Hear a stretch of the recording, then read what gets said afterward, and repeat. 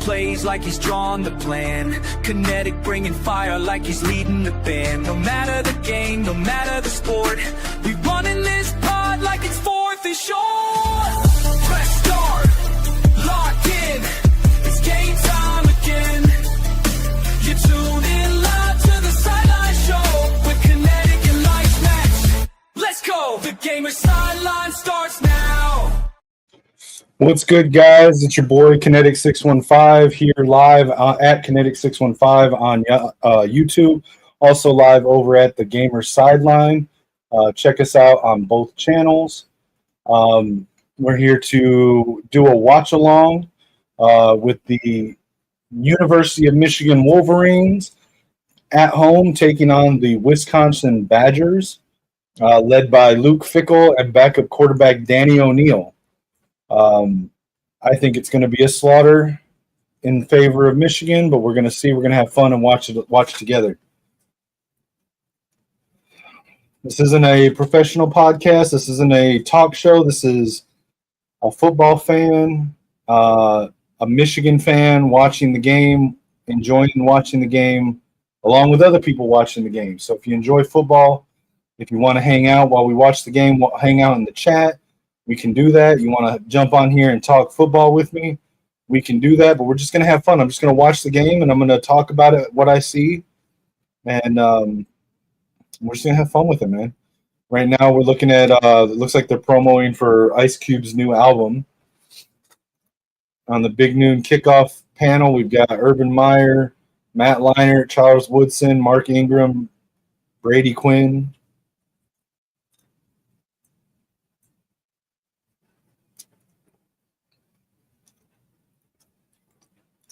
I think Justice Haynes is going to have a big game today. This vaunted #1 run defense in the country that Wisconsin boasts. Take out Alabama for a minute. They played the 120th, 115th, and 105th ranked rushing offense in the country this year. I think they're a paper tiger. They're not that good of a run defense.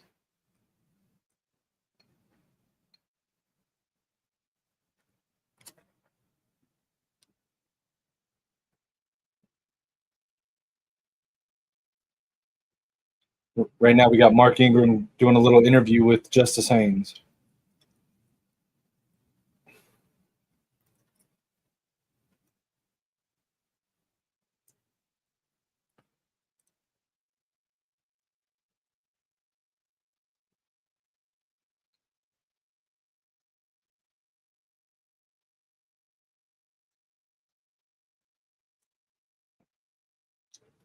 Justice Haynes is having a magical year this year. What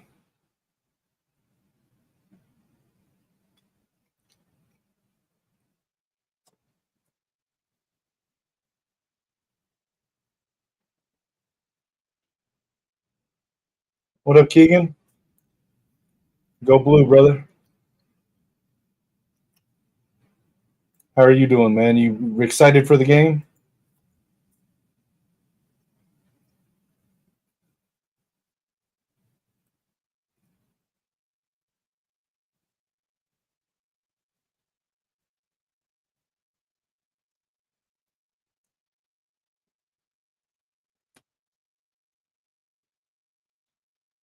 I didn't know that. Hey, Keegan, I didn't know that who Justice Haynes' dad played in the NFL. Who was his dad?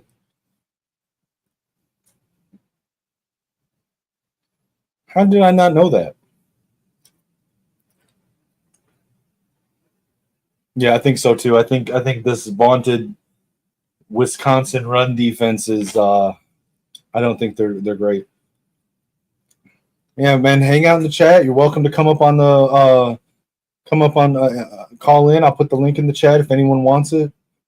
Just here hanging out watching the game, man. Just hanging out watching the game.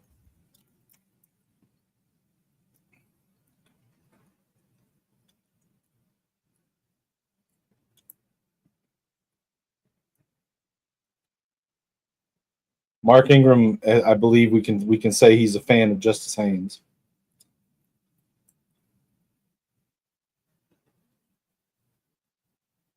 current odds have Michigan as a 17-point favorite, over under 43.5, according to Fox right now.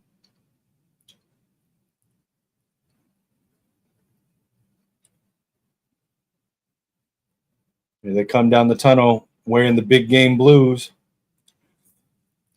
I don't know if anyone else has noticed this, and it's probably just coincidence, but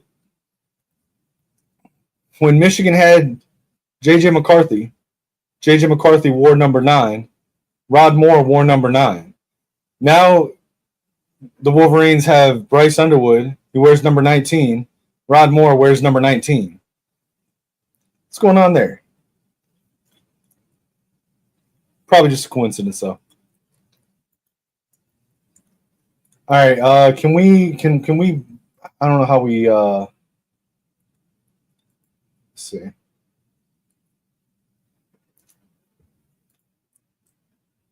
All right, I was able to get rid of them. That's cool.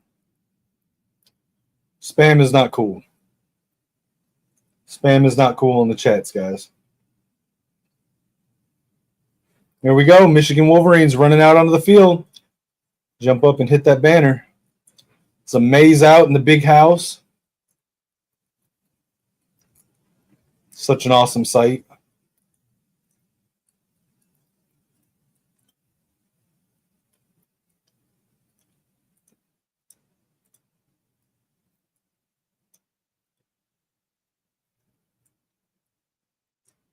Max Bredesen giving the pregame speech to the team. Here come the Badgers and Luke Fickell.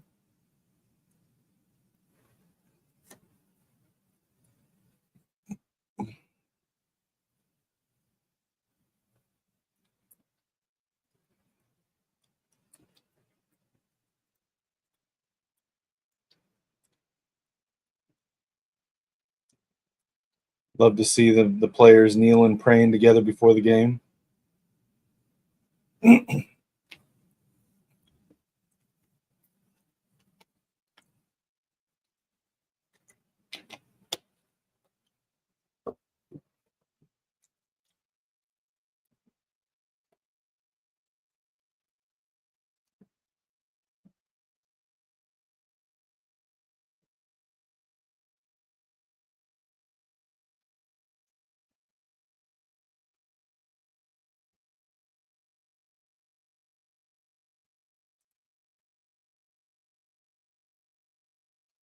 Gus Johnson, Joe Klatt talking about Bryce Underwood now.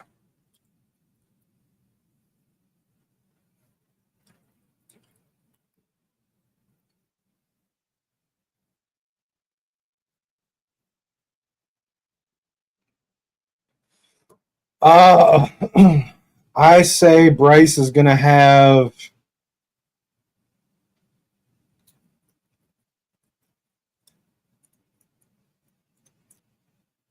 I'll say north of 220 passing yards.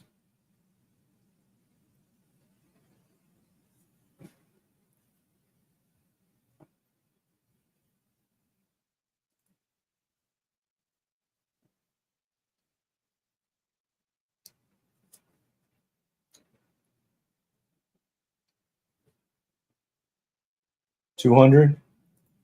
Yeah, I'm right there with you, man. I think he gets at least 200, but I'm going to go a little further. I'm going to say he gets 220, 230 today. I think Justice Haynes is going to have a big game. I think Andrew Marsh is going to have a big game. I think we might see a little bit of Jamar Browder. I think we might see a little bit of Kendrick Bell. I think the defense is going to have a monster day. I think Jayshon Barham's going to eat. I think the DBs are going to step up, facing the backup quarterback, Danny O'Neal.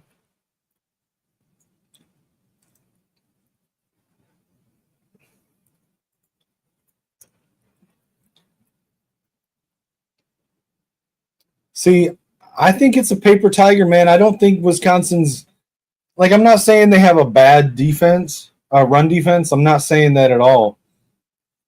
Like, I was just on the final whistle this morning, and Lucian was pointing out, like, they got 4 or 5 guys that are 300+. They're stout and hard to move. But 3 of the 4 teams that they've played this year that have got them to the number 1 run defense this year Western Michigan, 120th nationally run offense. I'm blanking on the other two opponents, but they were 115th run offense, 105th run offense in the country. How good is Wisconsin's run defense really? I agree. Throw early, let Bryce run a little bit, let that open up the lanes for Justice Haynes.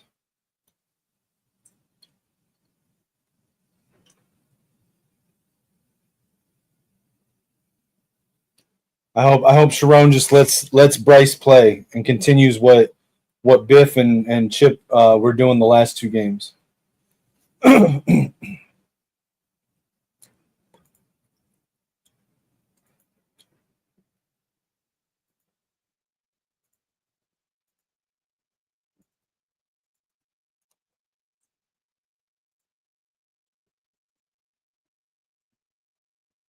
But yeah, I definitely think I agree. We should run first. Let the pass. I'm sorry, pass first.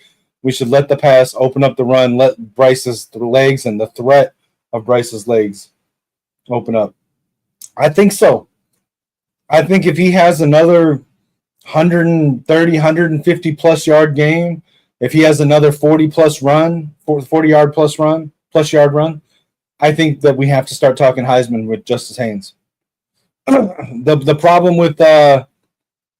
with running backs and Heisman is that in a lot of cases they're really tied to the record of the team. I think in order for Justice Haynes to have a shot at the Heisman, he's got to have a lot of big games, but we also can't have more than 2 losses at the end of the year. All right, so Wisconsin's going to get the ball first, and again they got backup quarterback Danny O'Neill running the. Do they?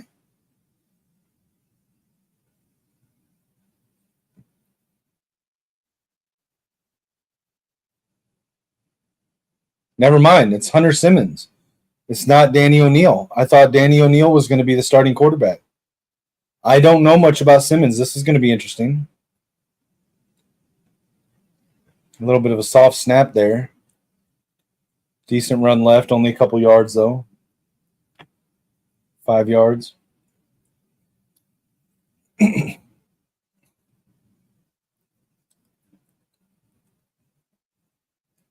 Wisconsin starting a backup center on their line.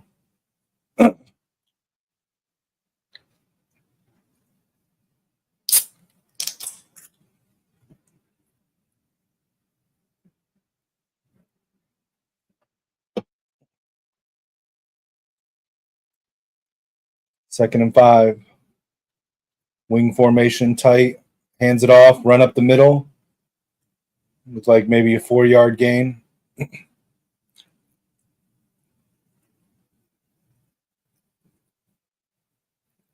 Big boy Trey Pierce on the tackle.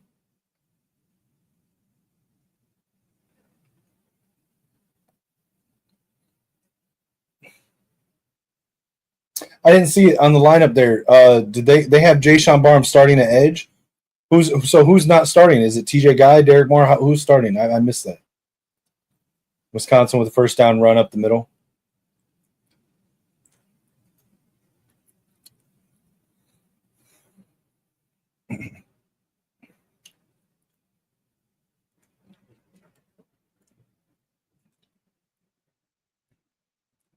Is it TJ Guy that's been pushed out of the starting lineup?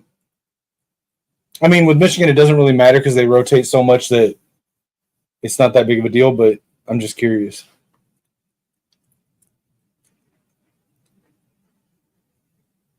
Who's number 9 on defense now that Rod Moore switched to 19? Quick throw over the middle, first down. Looks like Hillman's helmet came off.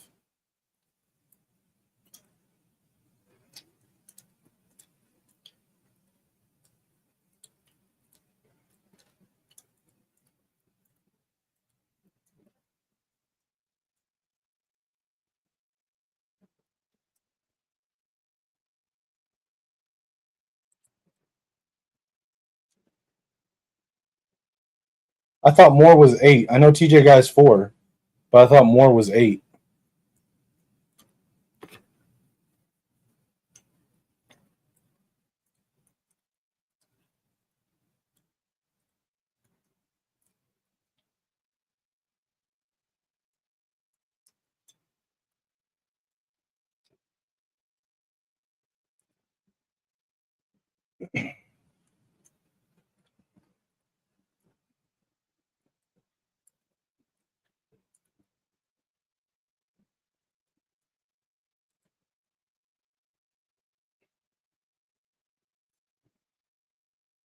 Michigan in nickel. Runs right, first down.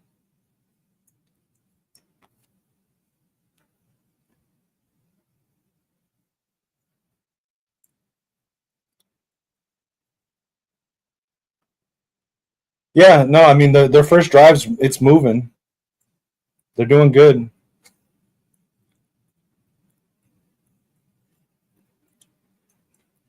Surprised that they started Simmons over O'Neal. Mike, what do you think? Like, did that surprise you? I don't know much about Simmons.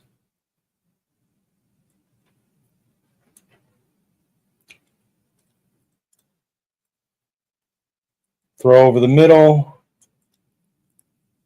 Tackled after 5 or 6. Yeah, I don't know much about Simmons. Do you know anything about him, man? Yeah, me either. I yeah, I know Billy Edwards. I know Danny O'Neal. I don't know anything about Simmons. See what comes up.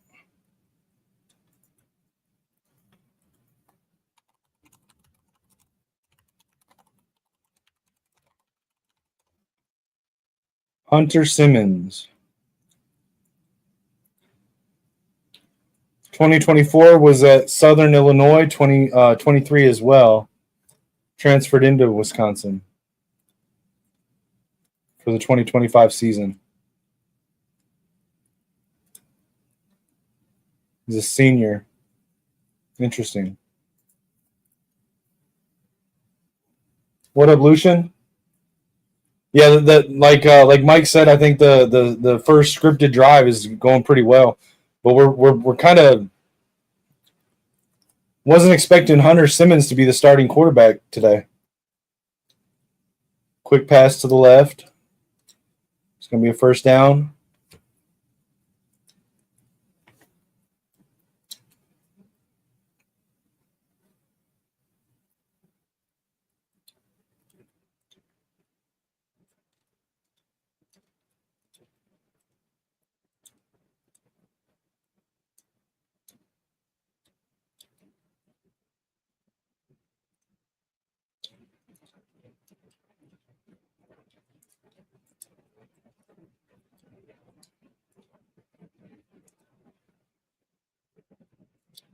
Run up the middle, only a yard or two on that.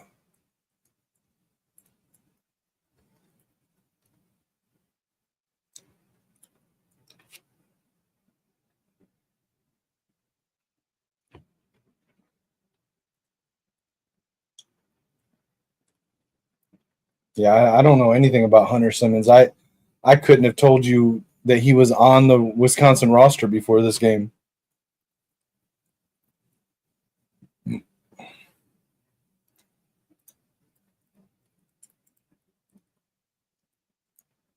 Handoff up the middle, only a yard or so. It's going to be 3rd and goal.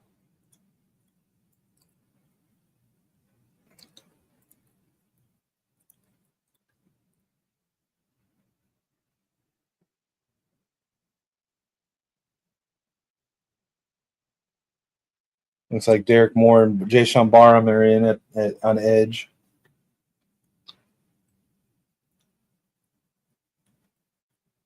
Yeah, me either. That still kind of got me reeling a little bit.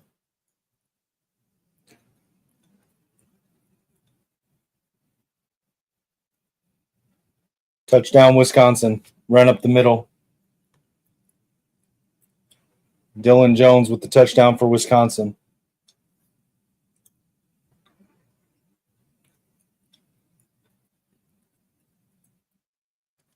Yeah.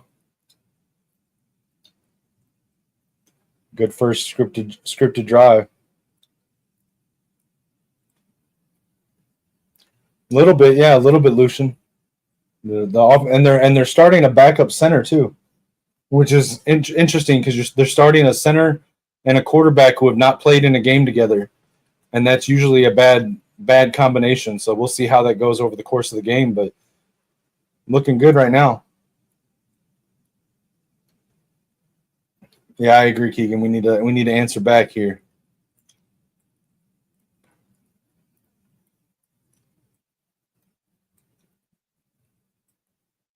Yeah, I was not expecting that to start the game, but we'll see how Michigan responds.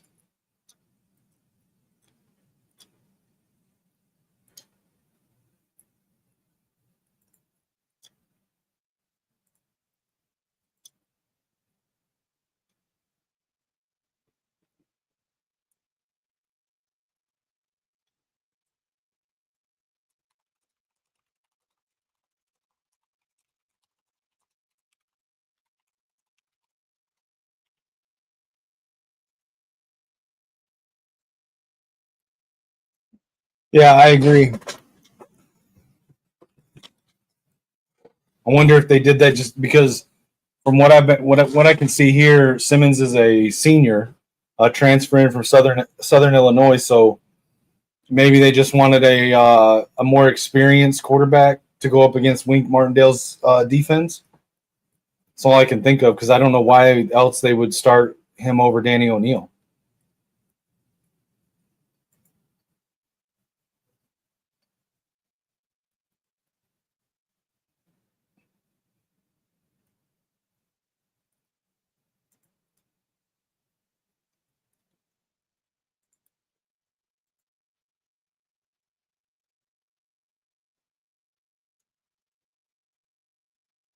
Yeah, I mean, I trust in Wink Martindale's ability to adjust. I think he's a really good DC.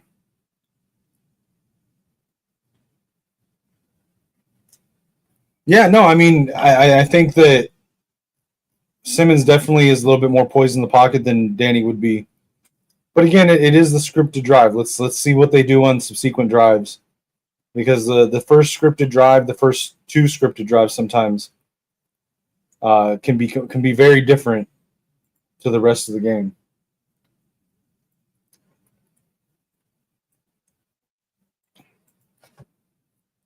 Lucian, what do you think of Ingram's sit down with Justice Haynes?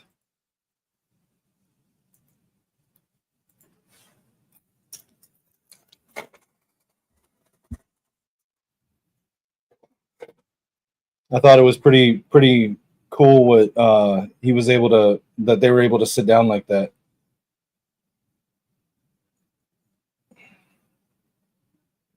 Sorry guys, trying to adjust my camera here.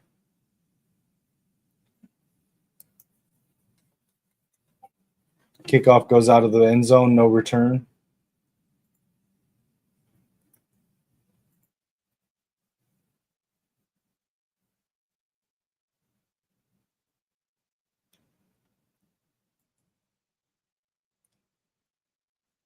I haven't heard that he got benched, Keegan, but I wouldn't be surprised if we see more Andrew Marsh, more Jamar Browder, more Kendrick Bell.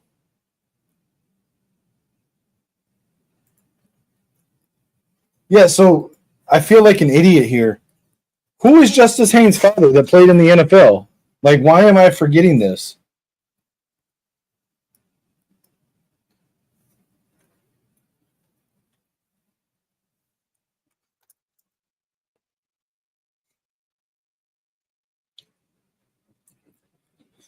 Yeah, I mean, Keegan, he might start, but I think that if nothing else, we're going to see more rotation.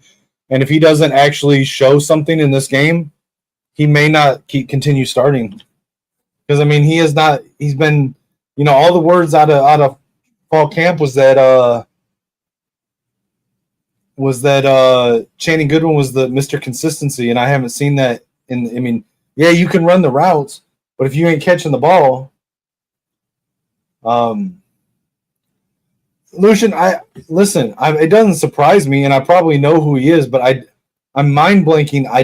Either I didn't know that there was relation there, or I'm just forgetting it. I do have a really bad memory, so like refresh my memory. Who was his dad? Because I don't know if I knew it at one point and just forgot. If I don't know, but it's not the dots aren't connecting for me.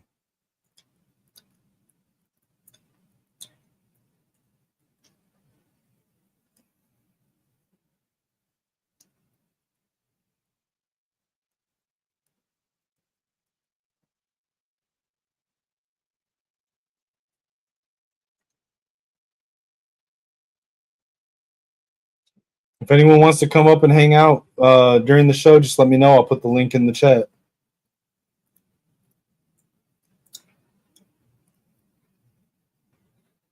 Again, this isn't a professional podcast. This isn't. I'm not as good as Lucian or Mays or some of these guys putting these shows together. I'm just a football fan. I'm here watching the game, and I enjoy watching it with other people. So this is just us watching the game together and hanging out.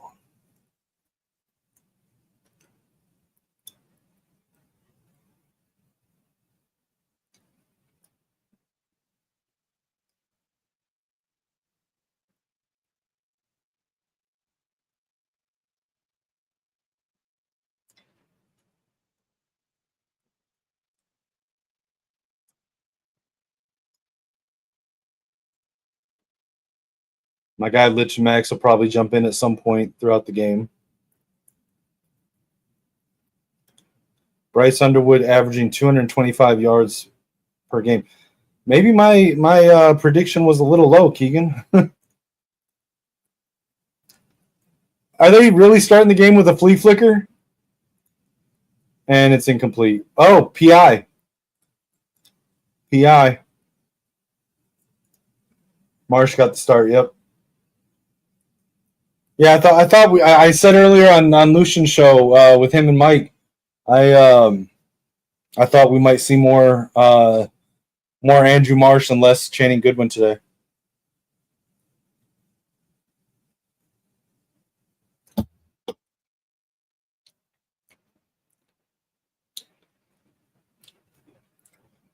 Yeah, he didn't even look back. The DB didn't even look back.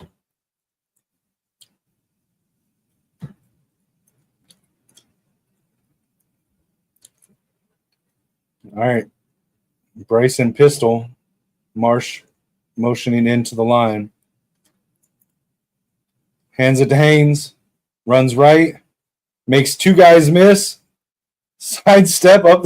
Jeez. Justice Haynes is so much fun to watch, man.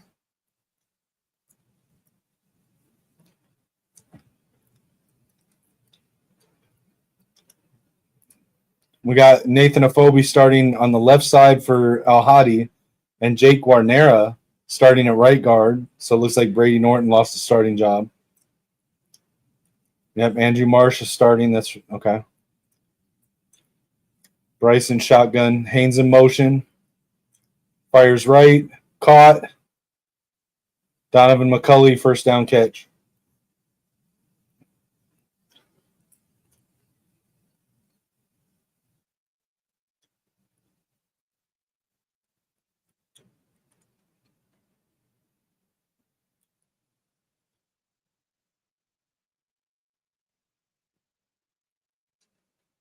Bryson shotgun again. Three receivers. Samaj in motion.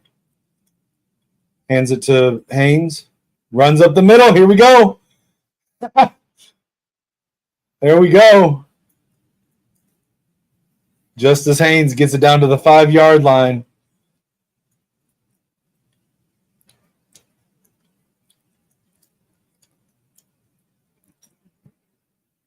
Max Bredesen, man. And like so many teams don't even use a fullback anymore. Max Bredesen is so good. He is the heart of Michigan's offense. Number 44, Max Bredesen. Awesome. Awesome guy. Was a walk-on and is now a captain at fullback.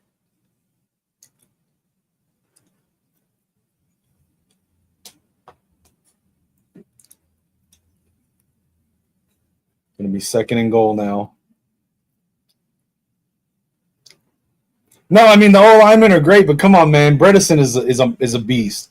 Here we go. Justice Haynes to the outside, touchdown. All right.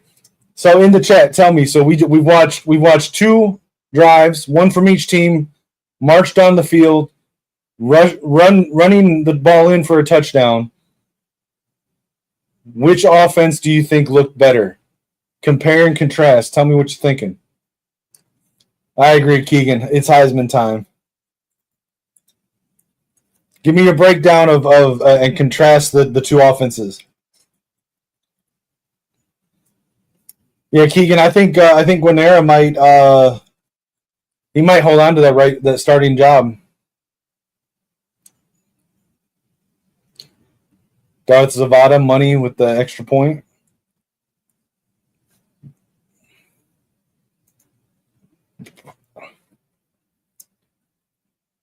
Justice Haynes, man.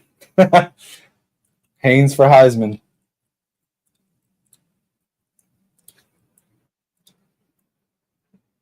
That's what I was thinking too, Keegan.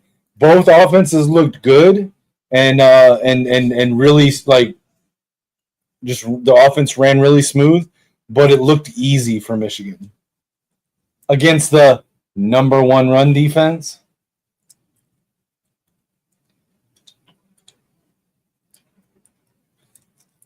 Hey, hold on, Mike. What was it? Who was it that brought that up on the show this morning? Who? It's almost like what was it that I said this morning?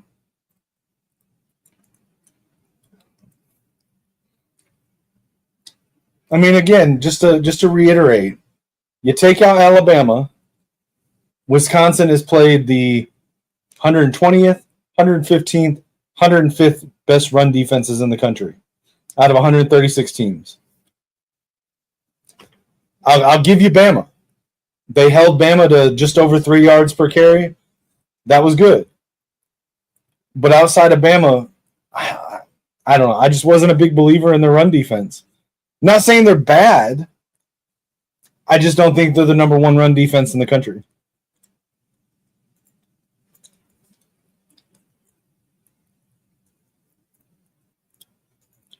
See, I'm really good at taking the victory laps.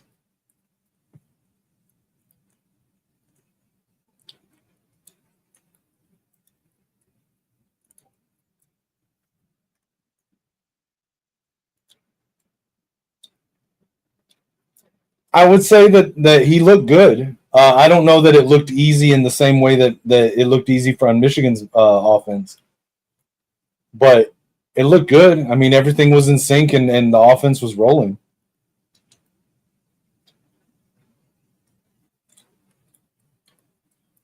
Yeah, Keegan, talk to Lucian in the chat. He's a Bama fan. He's the guy that runs the show that I'm on in the mornings on Saturday. Talk to him about the Vandy Bama game. I'm excited to watch that game tonight too, and Miami Florida State as well. Um, I think I think Bama takes the game in a close one, and I think Miami beats Florida State pretty easily.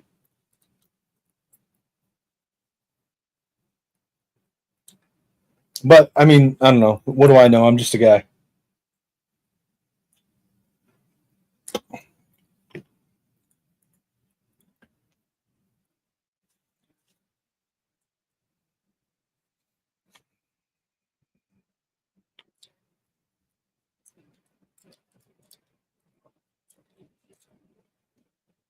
Good hands moment, and they pick this game. How about show a good hands moment and show the Jordan Lewis interception?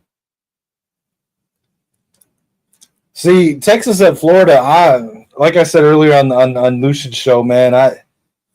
Both both teams are just underperforming QBs. It's just hard to call, man. I don't know even know what to expect with that game.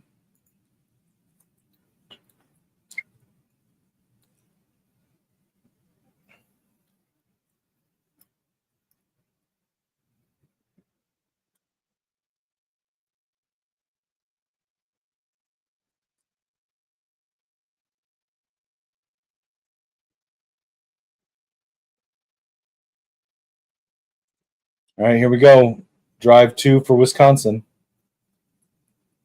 Wait, is Danny O'Neal in now?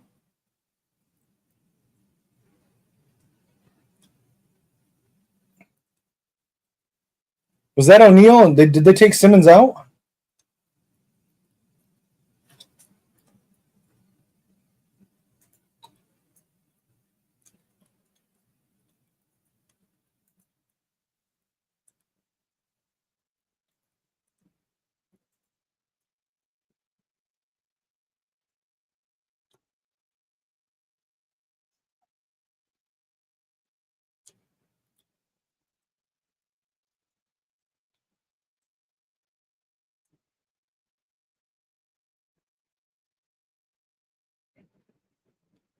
Quick pass to the left, wrapped up quickly, short gain.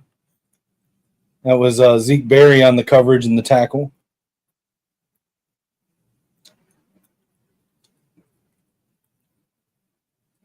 Yeah, so they started Hunter Simmons for the first drive, brought in Danny O'Neal for the first play of the second drive, and then brought Simmons back in for that pass. That's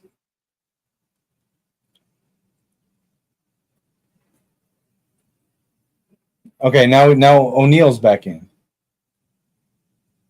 I'm so confused. Are they running a 2-quarterback system now with Edwards out? Nice run up the middle there.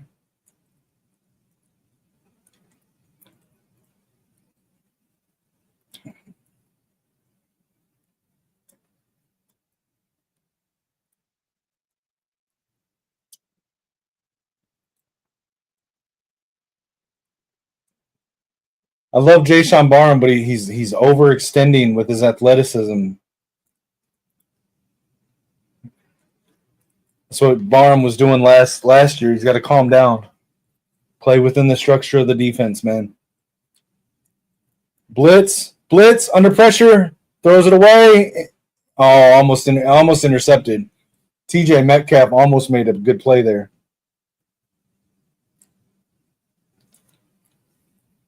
That was Simmons again. So they're literally alternating. They've literally alternated quarterbacks play for play up until this point on the second drive. I wonder. Hold on.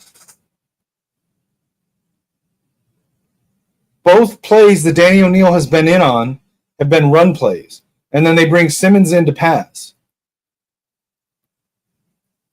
for this drive.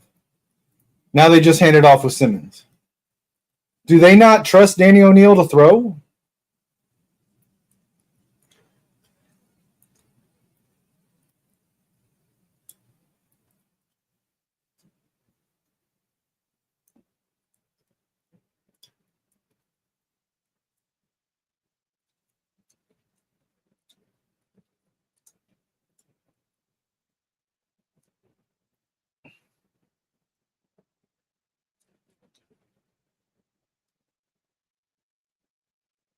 That's true.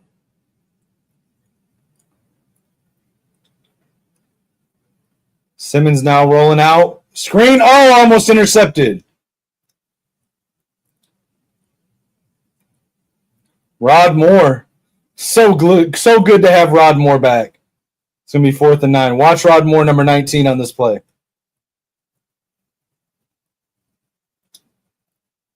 Look at how Rod Moore diagnosed that and made the play.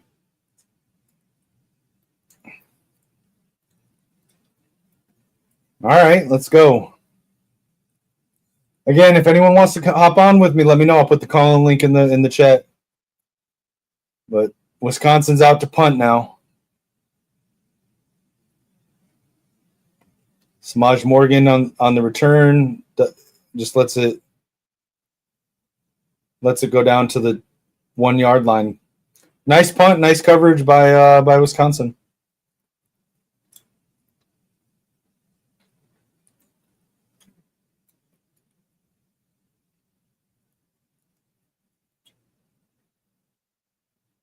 Yeah, I agree. Let's just hand it to Justice Haynes. Let him run 99 yards. Let's get the Heisman campaign started on this drive.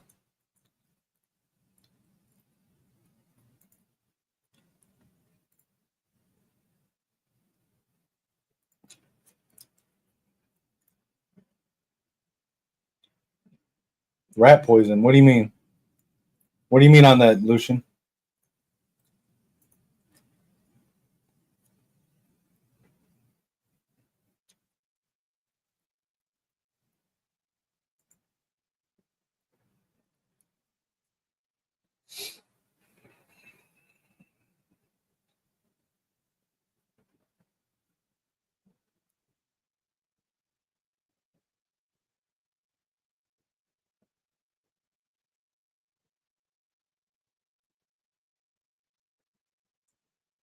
Oh. Hey, I think the hype is real with Justice Haynes.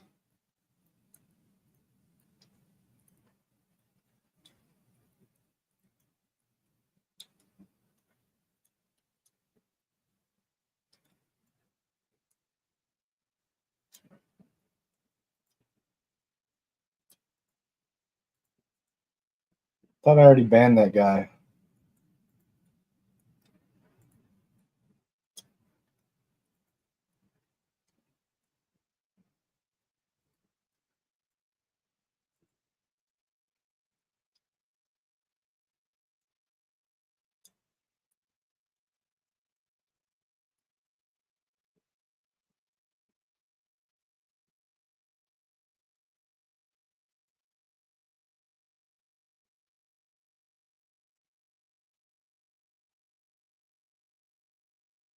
Yeah, I hit. Well, so I hit him. I banned him earlier. Banned and deleted comments. Is there another option I'm supposed to hit? Let me see.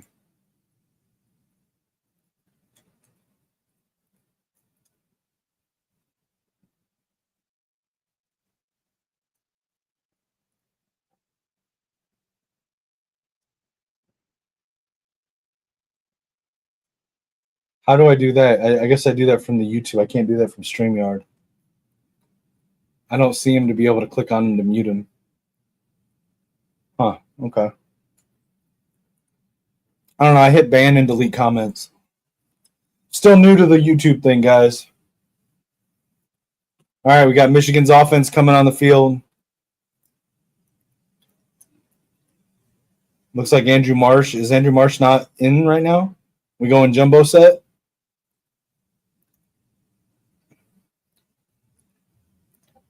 Offsides.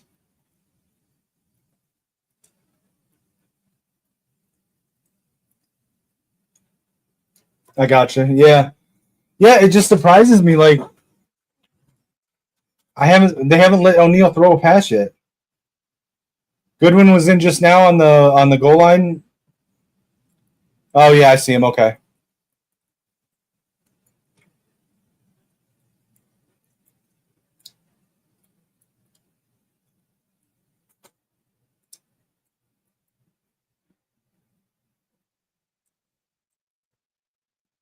Here we go, Bryce. Bryce running it. First down.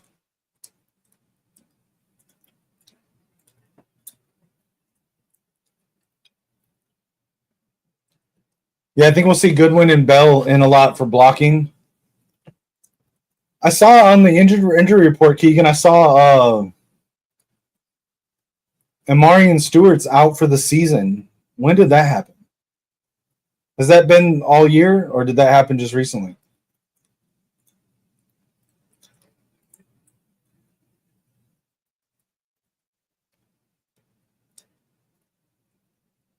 First and 10 now.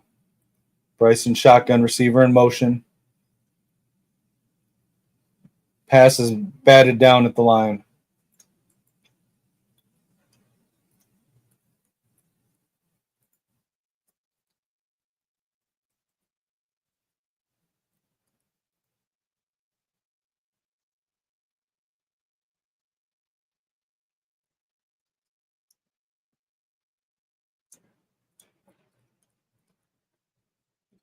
Yeah, that was a good play by the defensive lineman from Wisconsin.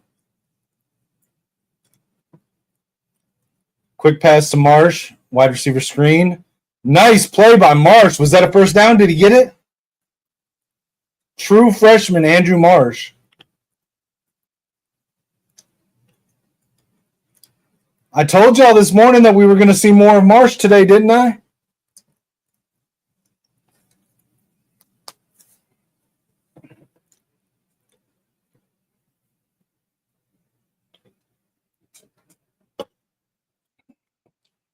Third and 1. He didn't get it. You're good, Keegan. I don't care about spoilers, but I don't know where everyone else is in the chat. So just be careful with that.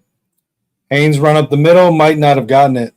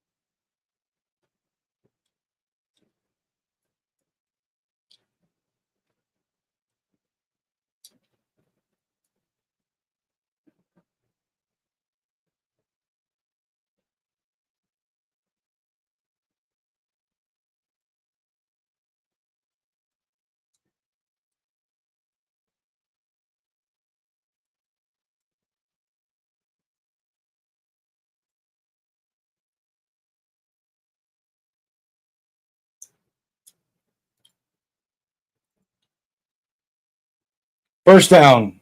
First down. Let's go.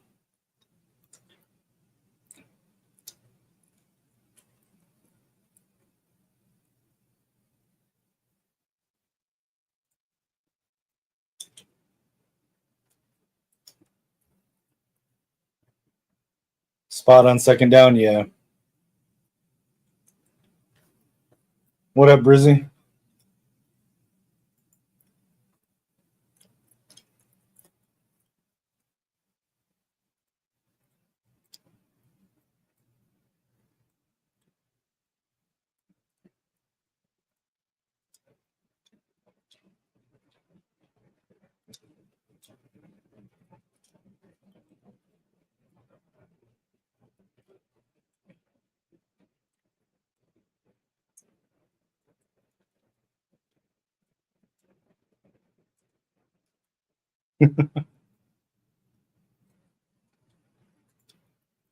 Is that a feeling or is that a spoiler? I'll be honest. I don't think he got it either, but if they're going to call it, I'm good with it.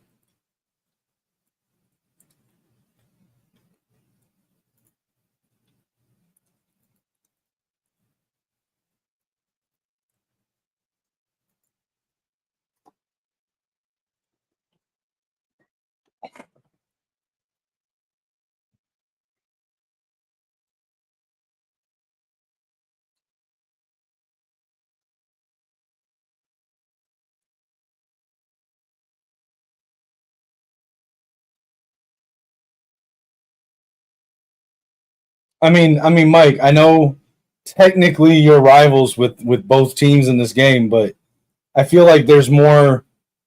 It's more of a friendly rivalry with Michigan and Minnesota than it is with like Minnesota and Wisconsin, and for us, Michigan and Ohio State. So I feel like this weekend we're like enemy of my enemy, right?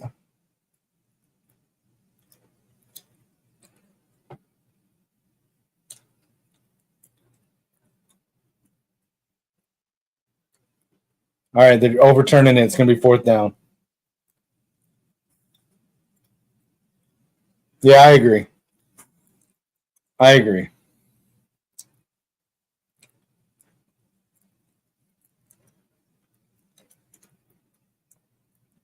All right, so Michigan's going to send out the punt team then. Yeah, no, I feel you on that, man. I feel you. Yeah, that's. But you know what? Rivalries with a healthy respect is honestly the best part about college football, in my opinion.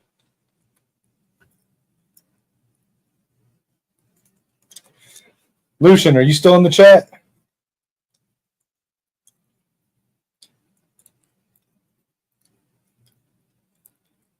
Just a reminder, guys, we are live on Kinetic 615. We also are live on the Gamer Sideline. I don't know if I'm pointing in the right direction to the corner. Over on YouTube, live on both channels. Kinetic 615 is my personal channel where I talk about sports or whatever's on my mind, just kind of my own little thing. Gamer Sideline is a channel where I do a weekly show, sometimes more than one a week, with my buddy, longtime friend, Lichamax626. Make sure you give us a sub and follow on both channels. And of course, you can follow me everywhere on social media at Kinetic615. And if you get a chance, check out the GoFundMe link in the bio. Currently going through a really hard time. We're getting close to the finish line, but still in need of a little bit of help to make sure that I can get there. Nice tackle there by Cole Sullivan on the run.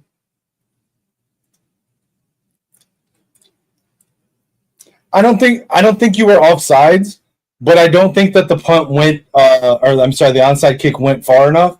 So I think it's kind of a moot point. If you go back and watch it, I don't think it went 10 yards. So I think it's kind of a moot point, but I do agree. I don't think you were offsides.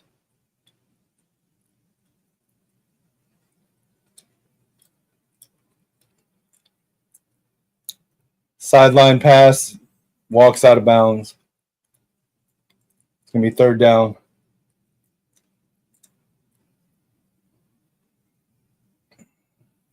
Yeah, I mean, I don't disagree with you. I mean, I said it last year at the game. Like, I don't think it was offsides, but I think it's just kind of a moot point because I don't think it went 10 yards before y'all touched it, which would have ended up our ball anyway.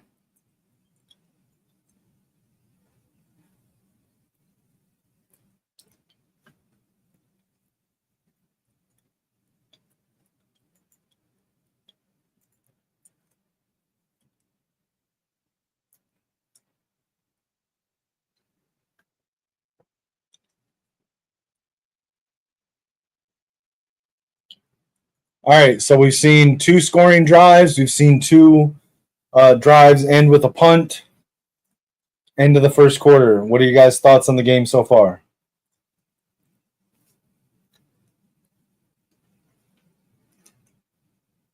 Are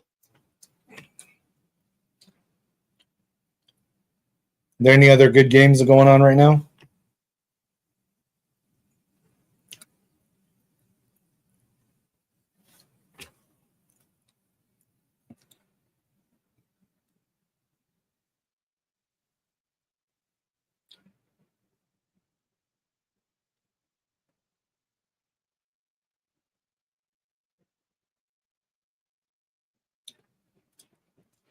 What up, Beats and Treats?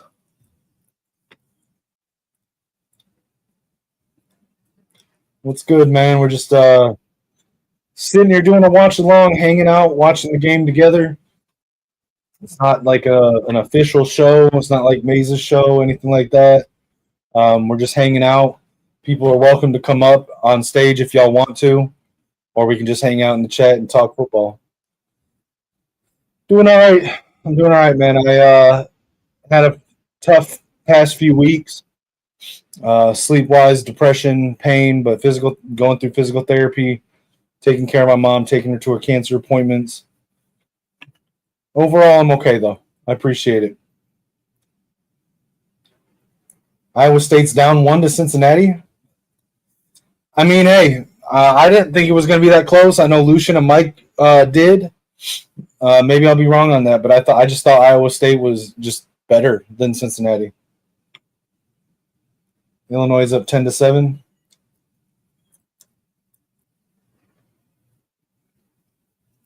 Appreciate it, man. I really do. I appreciate it. Thank you.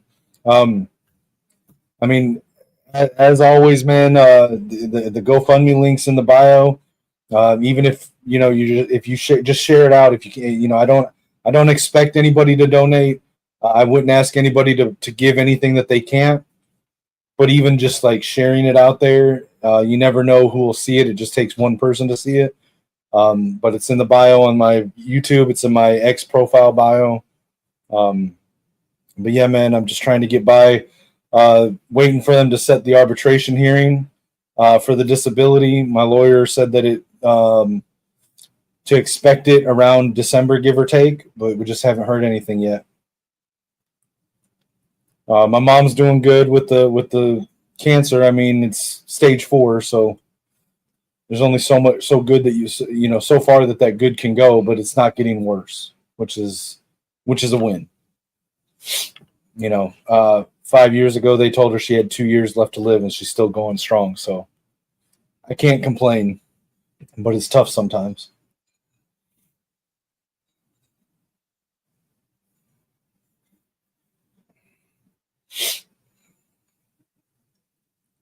Seven start of the second quarter. Here we go.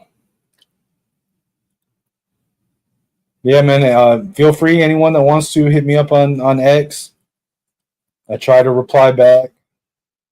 You guys are welcome to come on stage if you want to. Got a run up the middle by Wisconsin. Looks like they were stopped in the backfield. Brandon Hillman. Hitman Hillman. I dubbed him Hitman Hillman last year. He liked it. It started to gain traction. I think it was kind of a natural nickname, so I don't know how much credit I can take for it. But I do know I was the first person to call him that, at least publicly. And my tweet was the one that he liked and shared. And then it started to catch on. And I did that being a Vikings fan, a Minnesota Vikings fan as well. Hitman Smith, Hitman Hillman. I love watching them play. So yeah, I'm He's good, man. I can't wait to watch his career.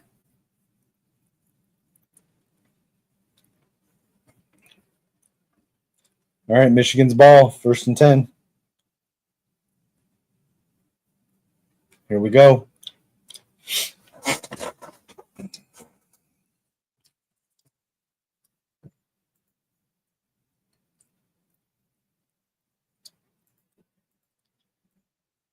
Bryce Underwood coming back out now. Jordan Marshall coming out. Andrew Marsh again. So he's Andrew Marsh looks like he's cemented as a starter for this game. Our guy Jordan Marshall giving Justice Haynes a little bit of a break, letting the Ohio kid, Gatorade Player of the Year, get in the game. Marsh in motion to the left, looking to throw.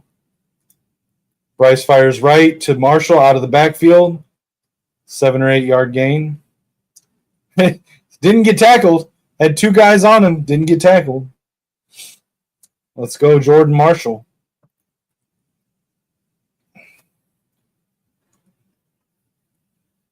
You can clearly see Bryce go through progressions on this. I like that.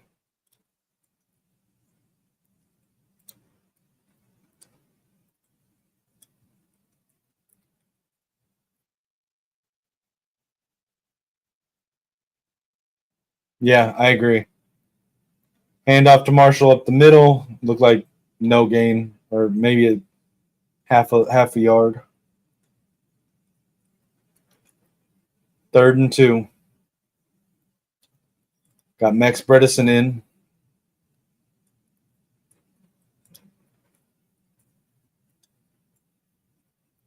Greg Crippen at center. I'm a fan of Sharon Moore, man. I think he's the guy. I know some people aren't as high on him, but I like him. I like him as the guy. Bryce fires. Oh, come on. Dropped. Pass. Come on. Bredesen, you got to catch that, man. Hit him right in the hands. Or at least on the numbers. Like, you got to catch that.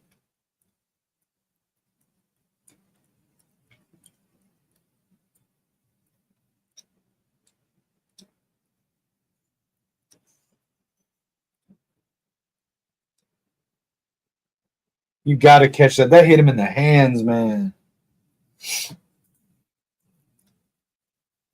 Can we please get Bryce some receivers?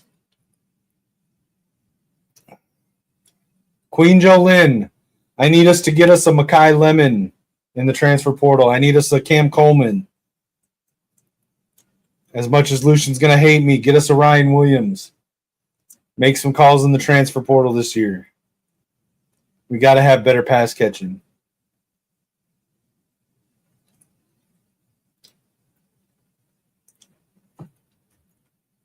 Don't kill me for the Ryan Williams comment, Lucian.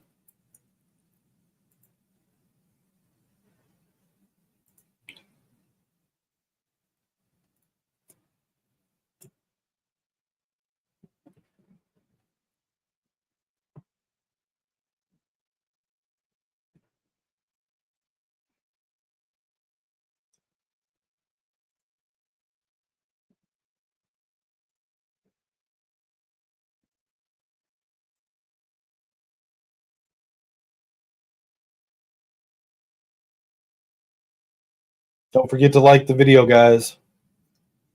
And if you get a chance, check us out over on the Gamer Sideline as well. I'm currently live on both channels.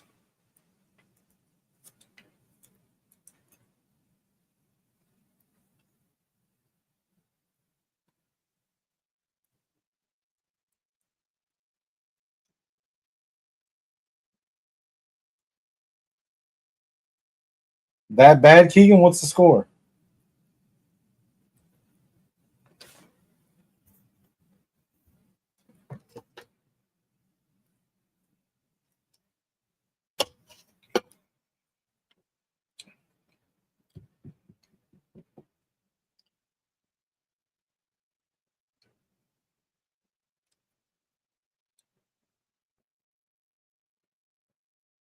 Up 17, Jesus.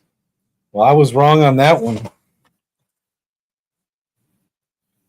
Shout out to Mike and Lucian for their predictions this morning. They predicted it to be a lot closer than that, or than I did.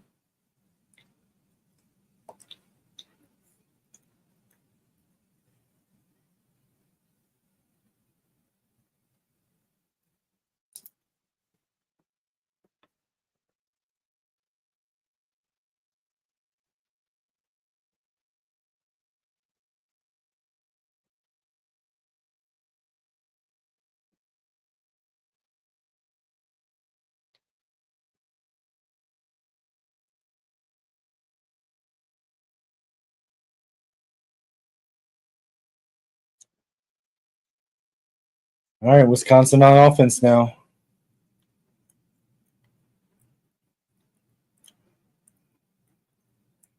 Run up the middle, stopped at the line. Derek Moore with the tackle.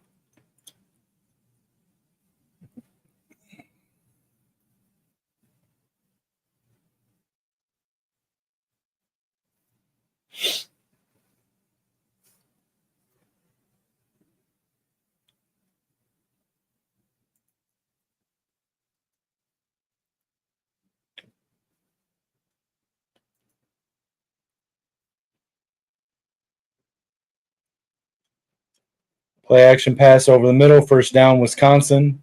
Not much more beyond that.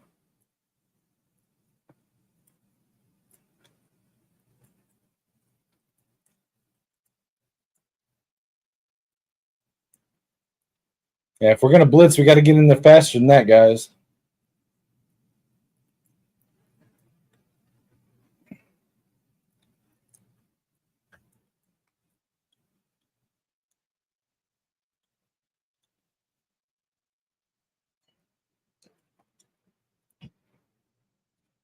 Jones with the run up the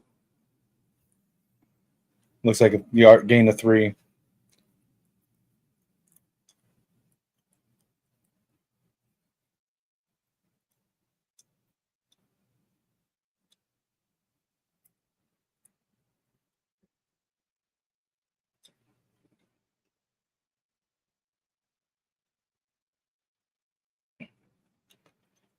Wisconsin sticking with Hunter Simmons now.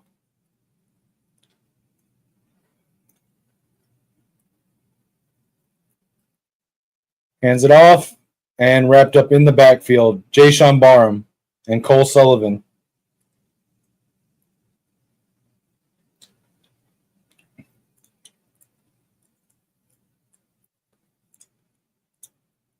There we go, Jayshon. Derek Moore also in on that tackle.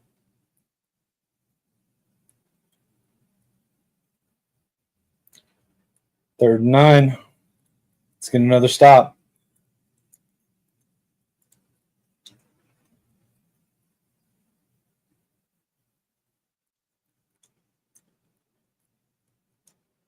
Quick pass in the backfield, wide receiver screen. Take him down. All right, he's short. It's going to be 4th down.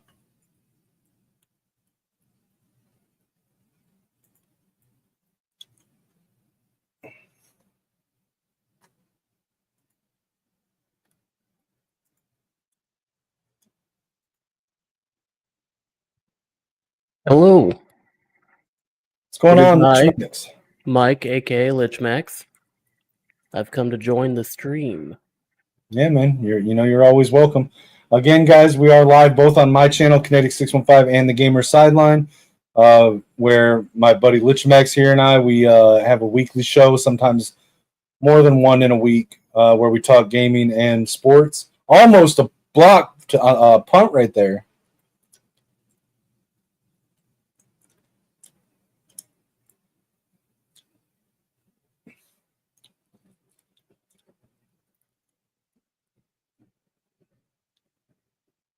It was tipped.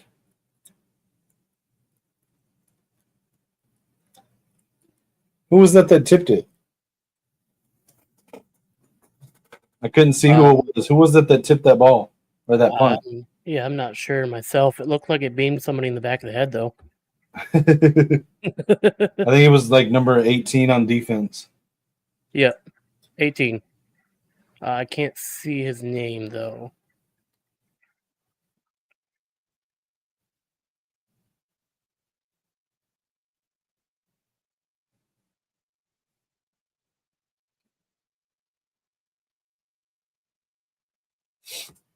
Yeah, so far, I mean, it's been a good game.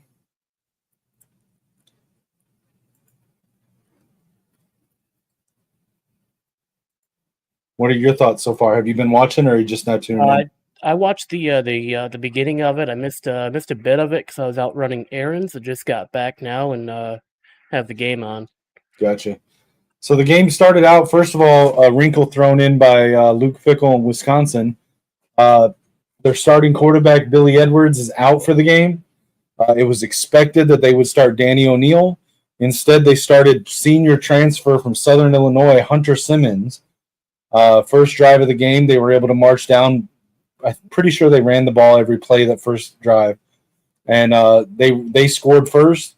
Michigan then returned the favor with what seemed like a pretty easy drive with Justice Haynes running the touchdown in. Then we've had a few punts back and forth since then. They brought Danny O'Neil in for a couple plays, but they were mostly just handoffs. Right. And then we've seen Michigan's defense get a little over aggressive, overextend on blitzes a couple times, but they haven't given up any big chunk plays. Hopefully we don't. Andrew Marsh started the game in place of Channing Goodwin.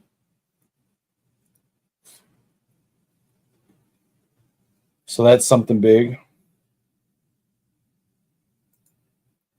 I will be right back in just a second while we're on commercial. You're good.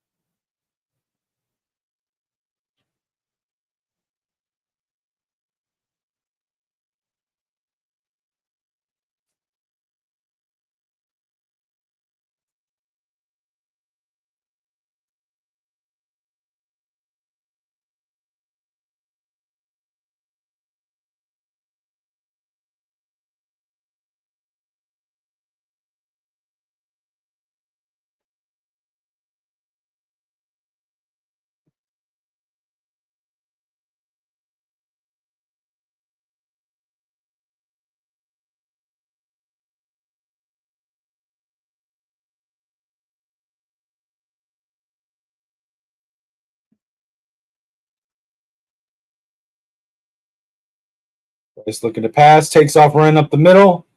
Bryce using his legs. Gain of about 7, 6.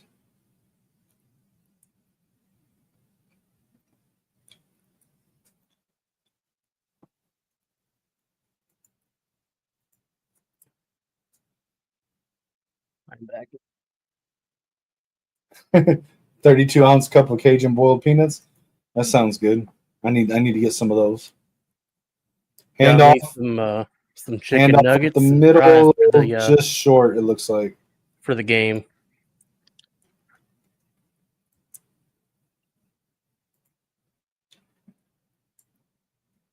It's going to be 3rd and 1. Still in 2nd and 4. I need to see if I can move this up. Nope. I can't.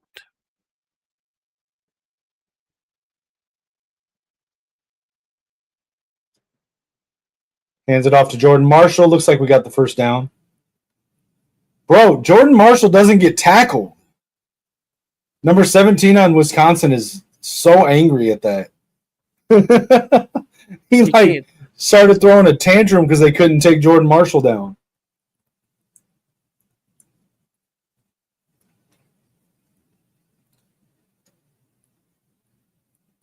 Jordan Marshall will not go down, bro.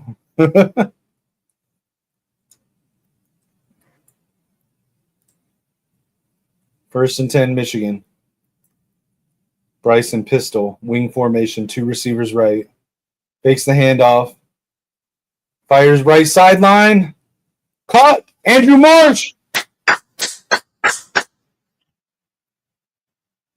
First down.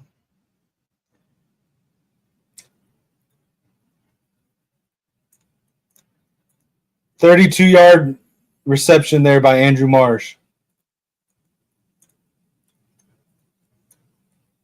He had McCulley open underneath on the drag too, but went to the outside with Marsh. I like it. Hands it to Jordan Marshall, runs up the middle to the right, gets a good gain. 5-yard gain, according to Klatt. Well, I mean, we got to get March in the game somehow. He can't just be, Oh, I'm not mad at it. I'm not mad at it.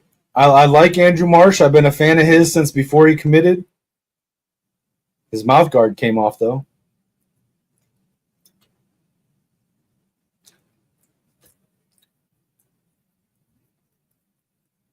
Second and 5, 18-yard line. Bryson shotgun, 4 receivers. Got under pressure, tried to take off, got wrapped up in the backfield. It's going to be 3rd and long.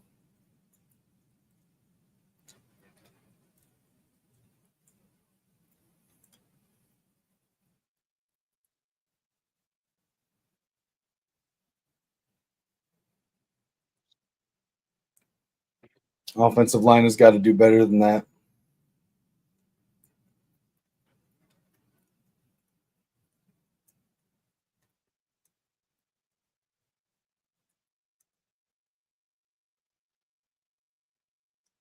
Bryce changing the play. Too high.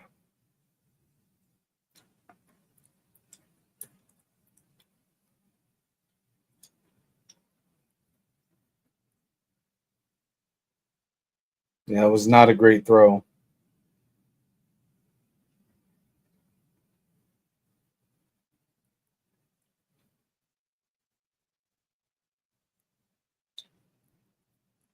Not a good throw by Bryce there.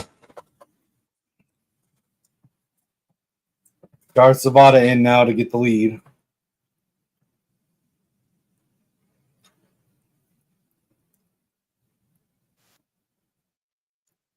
It's good. Darth Zavada.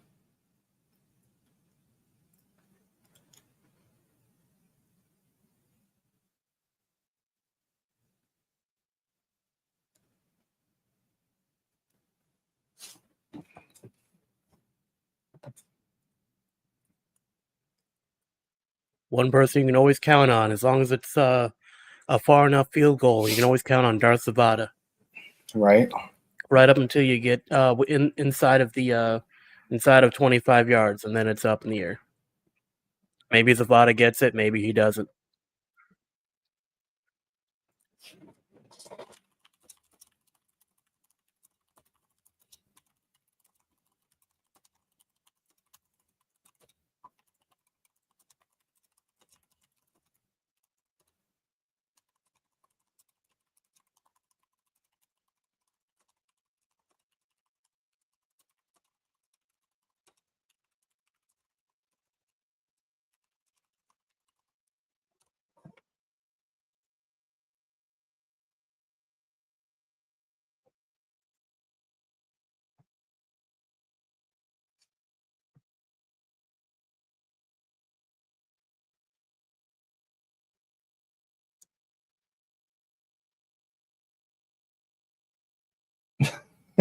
I don't know if y'all are seeing this this Dr. Pepper commercial, but that's hilarious.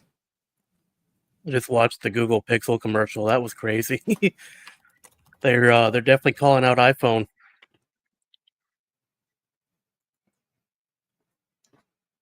Yeah, and the one that I just saw was a couple kids that had a table set up like a lemonade stand, but instead they're selling Dr. Peppers.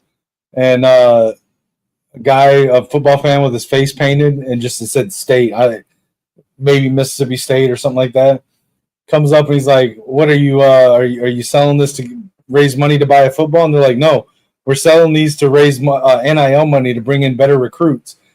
And he's like, "All right, I'll take one." And they're like, "You only want one? This guy's not willing to do what it takes."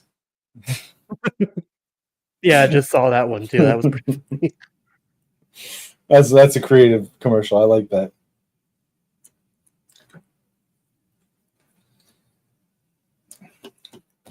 Michigan's up 10-7 now.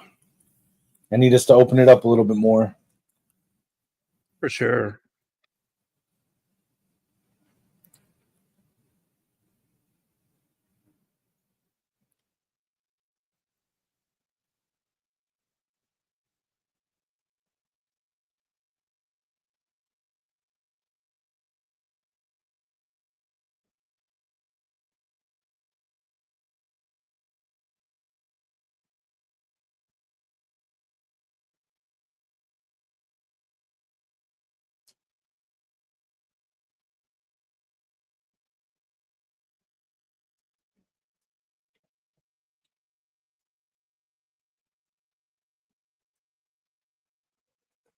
All right, here's the kickoff. We got a little more than 5 minutes left in the half. Kickoff is up and out of the end zone. No return.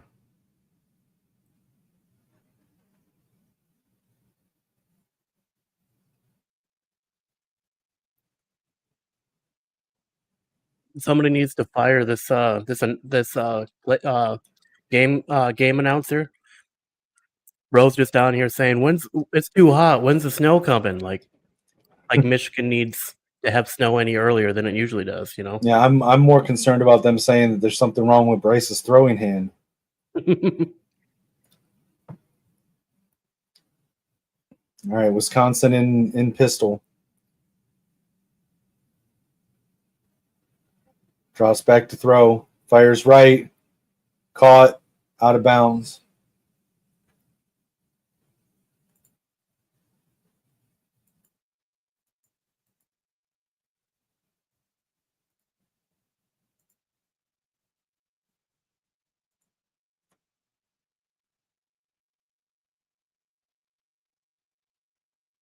Oh.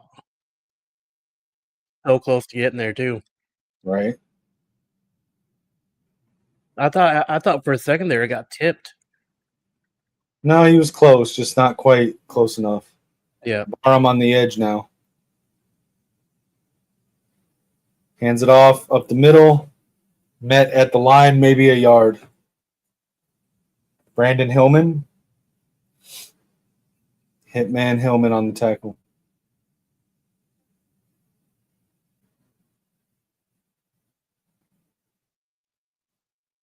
Jesus. This play shows why I call him Hitman Hillman. Why I bestowed the Harrison Smith nickname upon Brandon Hillman. That play right there. Shout out to Hitman Hillman.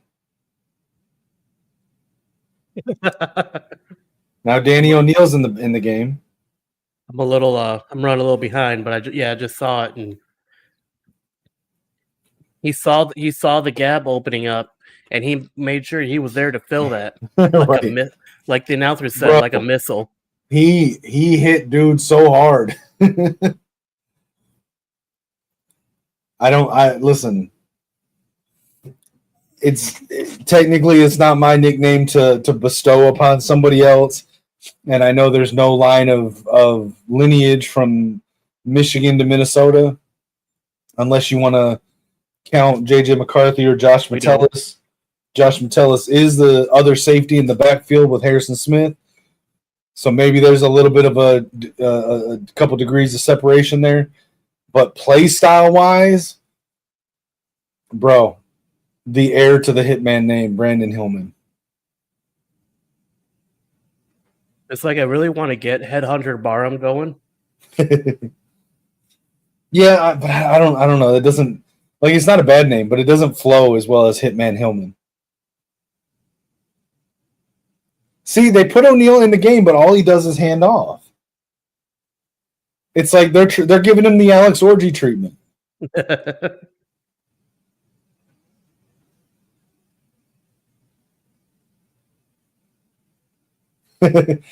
Yeah, but you guys ended up winning in the end because now he's quarterback for the Vikings, which I am ecstatic about.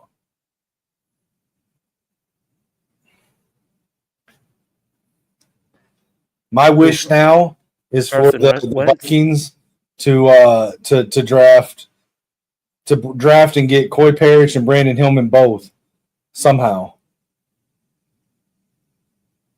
I want the Lions to pick up Hillman. I think that would be a better fit for him. No, y'all don't need them. You got safeties. You got Branch and Joseph. Yep, and I'm pretty sure we're losing one of them here in the next couple years. So I mean, it'd be a perfect time to pick up Hillman. No. You guys stay away from Hitman Hillman. Nope. We need the new Hitman to replace the old Hitman on Minnesota. And I also want Coy Parrish there. They're two completely different players. Coy Parrish is a hawk. Brandon Hillman is just a hard hitter, run stopper. But God, I want both of them. Yeah, that's true. That's true. I just want the Vikings to get. I want them to replace Hitman Harrison Smith with Coy Parrish or Brandon Hillman. I don't care which one. But I would be so happy if they somehow got both of them. Can you guys believe this guy rooting against his own home team? Bro, I don't even know if I can count Detroit as my home team. I moved away when I was 10. I lived more years outside of the state of Michigan than I have in state. If any team is technically my home team, it would probably be the Titans because I spent more years in Tennessee. But no, yeah, I'm really all in on hard the to Vikings. root for the Titans these days, man. Yeah. I mean, don't get me wrong. When I was a kid, when I first started getting into football, Javon Curse, defensive end for the Titans, my favorite player. And there's been Titans that I did like. Cortland Finnegan I really liked. Of course, CJ2K, Vince Young, I like them. But I never considered myself a Titans fan. I do consider myself 100% invested in the Vikings as a fan. Well, yeah, that's because they drafted JJ. It's only partially because of JJ, bro.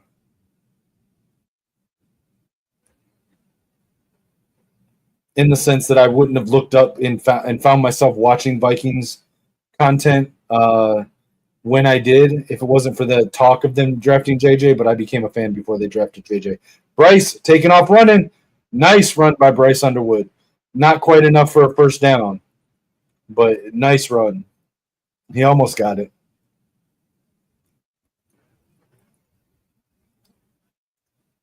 Mike, do you live in Minnesota, or are you just a Golden Gopher? Not you. Talking to Alibaba in the chat. Him and Lucian are the two guys that I do the morning show with on Saturdays.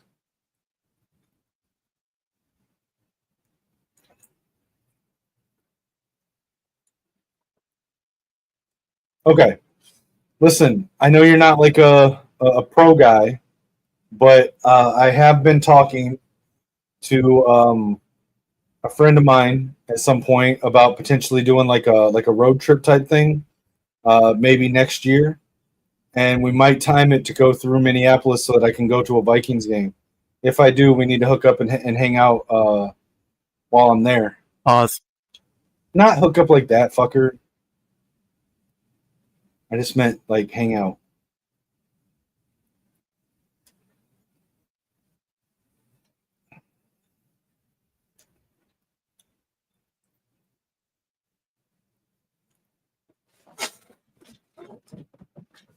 Yeah, once I get through all this whole disability thing and can figure out what I'm doing with the surgeries, I might try to do it in between one of my surgeries. While we're on commercial again, guys, I just want to real quick just remind everyone, please like the video, subscribe. Make sure you check out both channels, Kinetic 615 and the Gamer Sideline, and check out the GoFundMe link in the description.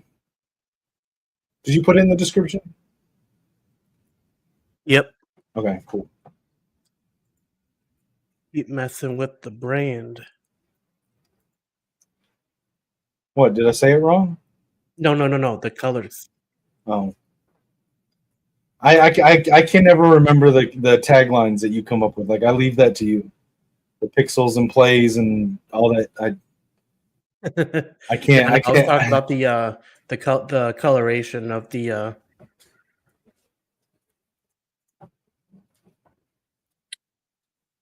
Yeah. Or English is hard, apparently. Yeah.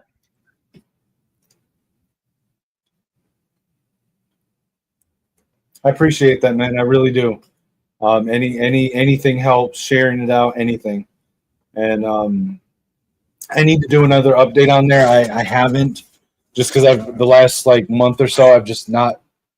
I've just been struggling with sleep and pain and trying to make all the appointments and stuff. So I needed to go in there and do another update. But yeah, man, even just sharing it out helps so much, and I really appreciate it. I really appreciate anybody that takes the time to look through and consider helping. Um, it's not easy to ask for help, but like I was saying earlier, for those that are keeping up with it and that have donated, um, we're waiting for the arbitration hearing, which was always where my lawyer prepared me that it was going to go to for me to get approved. Um, we've got the arbitration hearing. We're just waiting for the date to be set. Right now, it's roughly expected around December, give or take. So I just got to get to the arbitration hearing where I'm hopefully going to get approved for the disability. And then I can have income coming in to keep bills paid and stuff while I start the journey of the 5 to 7 years of surgery and recovery and rehab.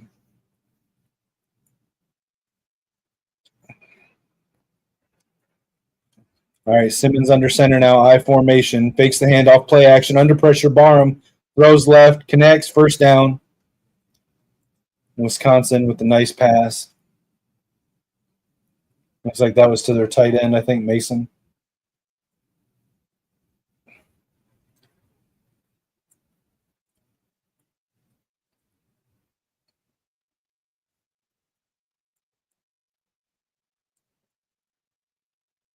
Simmons is playing decent. I wonder, Billy Edwards comes back. If Simmons is playing this good, do they go back to Edwards? Both of them are seniors. Double reverse by Wisconsin. Got a few yards. Taken down by Rod Moore. Ali Baboy, what do you think? Do you think Edwards gets the job automatically when he comes back?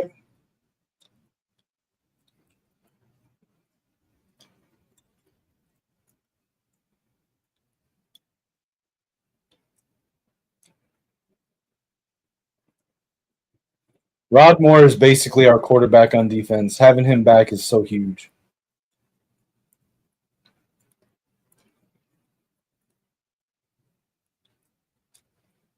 Derek Moore with a tackle, third down.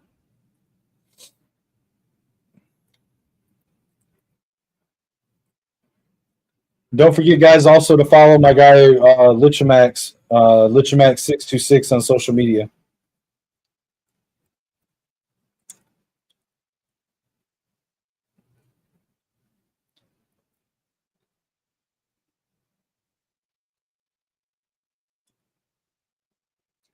You think he gets it back even if Simmons keeps playing like this?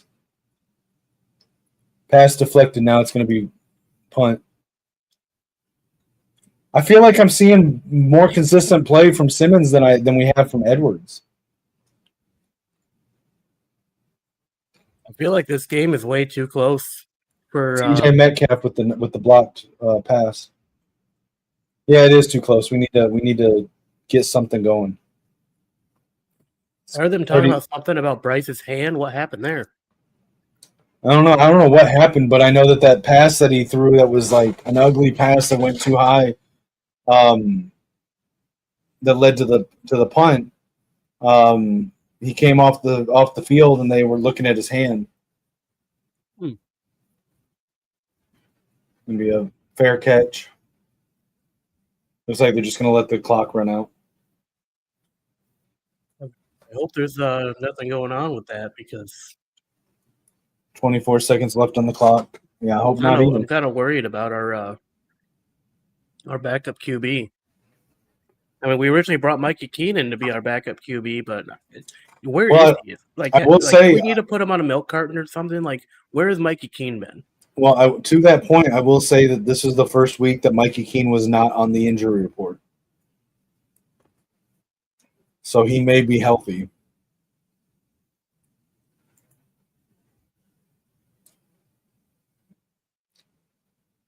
And I'm not saying that to like saying that we should pull Bryce and put Keenan, but I'm just kind of like without having Keenan present, if anything did happen to Bryce, Right. we're back to last year Michigan.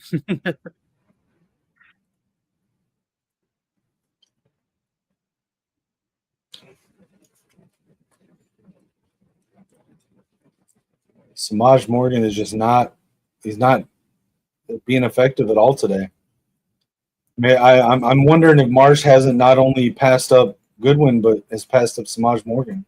Seems to be more a part of the offense today than Samaj is. Justice Haynes runs up the middle for a small gain. Morgan got to figure out what's going on with that with those hands of his, because like The drops are crazy, man. The number of drops this year. of dropping with the ball. Like I don't know what the hell. Yep. All right, we're just gonna go to halftime. Like, come on, Morgan. You literally have like one job: catch the ball. Yeah. Keegan, so you say it's time to sit Samaj. Who do we start? So we start. I think Marsh and McCulley. Who's the third receiver? Kendrick Bell. Is he better right now than Samaj? Jamar Browder. I don't know if he's polished enough to be a starter. I mean, can't be Fred Moore. He's no longer with the team. And Marion Stewart's on the out for the season. You gonna suit up? I mean, to be fair, if Kendrick Bell catches one pass, he's already better than Samaj Morgan at this point. I mean, listen, I'm a stand for Kendrick Bell. I like the kid. I like his game. I think people underestimate him. I would be okay with him being the third wide receiver, but I can't say that he's necessarily. Is he better than Samaj? I mean, maybe the floor, but I mean, Samaj does have a higher ceiling, so I don't know. Okay, I have blocked that guy like 4 times. They just keep making new accounts.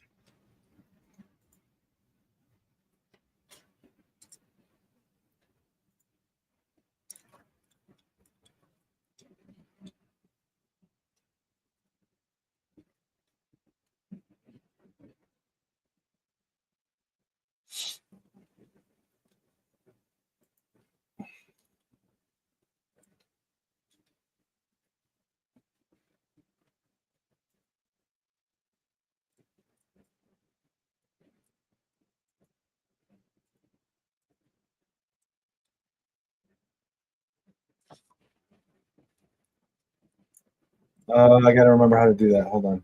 Here we go.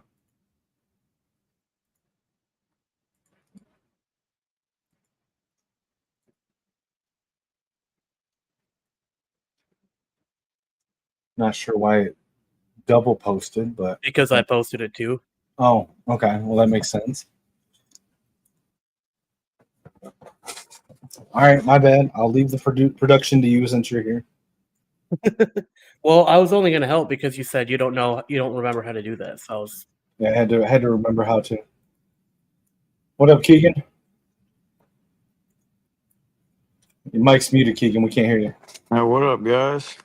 Not too much, man. Just enjoying the game. A little nervous that we're only up by 3.5. Yeah, it looked like Samaj had some space to take that too. As post route is open, guy was kind of barely clinging on, and Samaj just drops a pass that hits him in the chest. Like, I'm kind of done. I'm done. Take him out. Put Marsh in his spot, and Kendrick Bell where Marsh is. I don't know, something like that. But he's got to come out.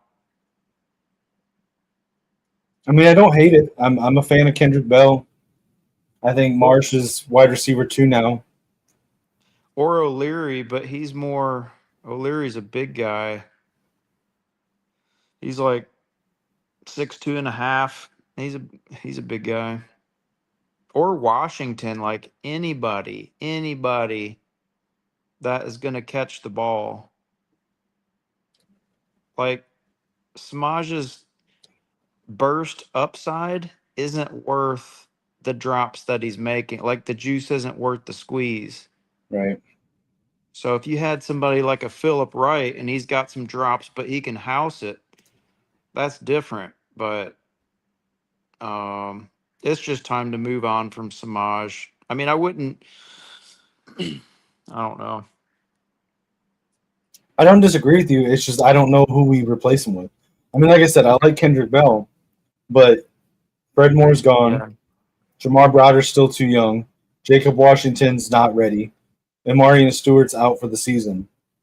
What about that transfer is really quick? Might want to just put him in. Yeah, where is Anthony Simpson? I don't know, but I'd be playing him next drive in place of Samaj. It's kind of, I mean, I wouldn't be talking like this if there were a bunch of people in the chat, but like it's kind of like he's kind of like a heart and soul type guy, and it's just kind of unfortunate that he just doesn't have it, you know? Yeah. I don't disagree, man. He doesn't have it. Yeah, I'm with you. I would probably start rotating Simpson and Bell and see what they got. Yeah. Hands is like a talent, you know, you can work on it a little bit, but hands is talent. And you know, if he had his same speed and quickness, which isn't elite, but he had great hands, that would be different. But he's just, I don't know, man. He's kind of 3-star to me. I mean, you know more about playing wide receiver than I do. We always hear about people getting better at catching, you know, through endless reps on the jugs machine. Does that not? Yeah. You think that it's beyond that now, or? No, it helps, but like I don't think Bryce ripped that as hard as he could. I don't know. Sometimes it's in your head, but like if you're coming across the middle, like towards the quarterback, that ball's coming in harder and you're moving. So it's a fast throw and you're on the run and it happens quick and you can just drop it. But you know, you got to clean that up. You got to get reps so that you're like extra focused because that can be actually tough pass to catch because it's just coming so fast and you're moving so fast in the same direction. But you can't be consistently doing that. And plus, he was already past Bryce, and it was more of like, man, he had some space. I love to attack the middle, and I mean, there's just a lot of space if you hit it just right, and it looked like it was there. And just another freaking drop. I don't mind Bredesen dropping it. You know, that's not his job. Well, I have a problem with Bredesen dropping it when it hit him right in the hands. Yeah. Yeah. Like I don't expect Bredesen to make like crazy catches, one hand catches, you know, extending out to get the catch. But when you're like this and the ball hits you right here, you got to catch that. I don't care who you are, dude. Yeah. Well, it won't be a problem like when he's gone because you got Jaden, what's his name, next, and you got that Eli Owens. Eli Owens, yeah. So they cleaned that up for the future. I mean, Bredesen is what he is. You know, he's a walk-on up back. So, I mean, if just don't pass it to him if you don't want to, I guess. But I'm not hating on that. It ticked me off, but Listen, like I said, I don't expect him to be a receiver. yeah. But when the ball comes straight to you, a defender's not getting a hand on it, and it hits your hands. Yeah. You gotta catch that, man. Yeah, they've got to find a way, I think, to get Samaj off. Whether it's bringing in Kendrick Bell, they got to do something next half. Like this is a problem. So they went into the whole bye week looking at this one issue. And what's the number one issue of the game other than like the D line isn't really performing that well? I mean, it's the hands. Bryce Yeah, did his part. Well, Bryce is, I mean, he's going to miss passes. He's a freshman, but like um, the main problem is the hands. So right. okay, well, what we've done, we brought in Marsh. That's a check. That's a green check next to making that move. We left in Samaj because we love him, and that's a red X next to his name. So what's next in the second half? Do you make an adjustment? I say yes. Like it's time. It's time to fix that problem. Bench him. So that's No, just I don't disagree, bro. it's the cold reality. I love Samaj, but and Yeah, I don't again, disagree. since this is a smaller chat right now, I feel fine talking like that. But And listen, I don't hate Samaj, but he's gotta work on the drop passes, man. I don't think he can. I just don't think he's got the hands. Like I said, like I think he would be best played as a DB than as a receiver. He's too yeah, small to play maybe DB, I think. you get small corners though. Yeah, that's what I was talking about, cornerback. Because he's got cornerback hands. He ain't got receiver hands. He's got cornerback hands. That's correct. And like if you played receiver, like I played receiver, and there's a big difference of just putting an athlete out there and then putting somebody out there with natural hands. It's just a tremendous difference. So what I'm saying is you can work on it all you want, but at some point they just don't have the hands to play the position, Right. and I think that's where I'm at with Samaj, unfortunately. Yeah, if you're going to use them like that, just put them on bubble screens like they did this freshman year. That's how they should use But him. according to him, that's not his game. That is his game. That's his only game. I mean, that might not be the game he wants to play, but that's the game that he can play. That's kind of what the skinny of it, though. Like we've Right. seen him game in, game out, where he's had good passes thrown his way. They would hit him square in the chest or square in the hands, and bro would just drop the ball for no reason. So either A, he needs to be moved to cornerback or safety, even, or he I needs. don't think he can play DB. I don't think he can either, but you can always bulk up to play it. I mean, that's kind of where it is. But either he needs to move to that position, or he needs to be a gadget and only come in for Yeah. those bubble screens and screen That's what plays. I Because like think. he can do those. He just can't catch the ball under normal circumstances. Yeah, I agree with that, Lich Max. I think he's going to be a gadget player from now on. I would be disappointed if he's the receiver for the second half. I mean, the only options are Simpson and Bell. And I'm a huge fan of Bell, but I don't know if he can fill that role.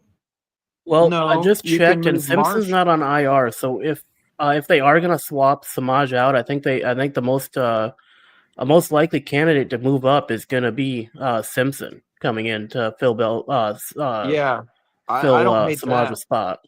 I mean, I think like you can that. I think you can rotate Jamar Browder in a bit, but I just don't think he's ready for a full-time gig.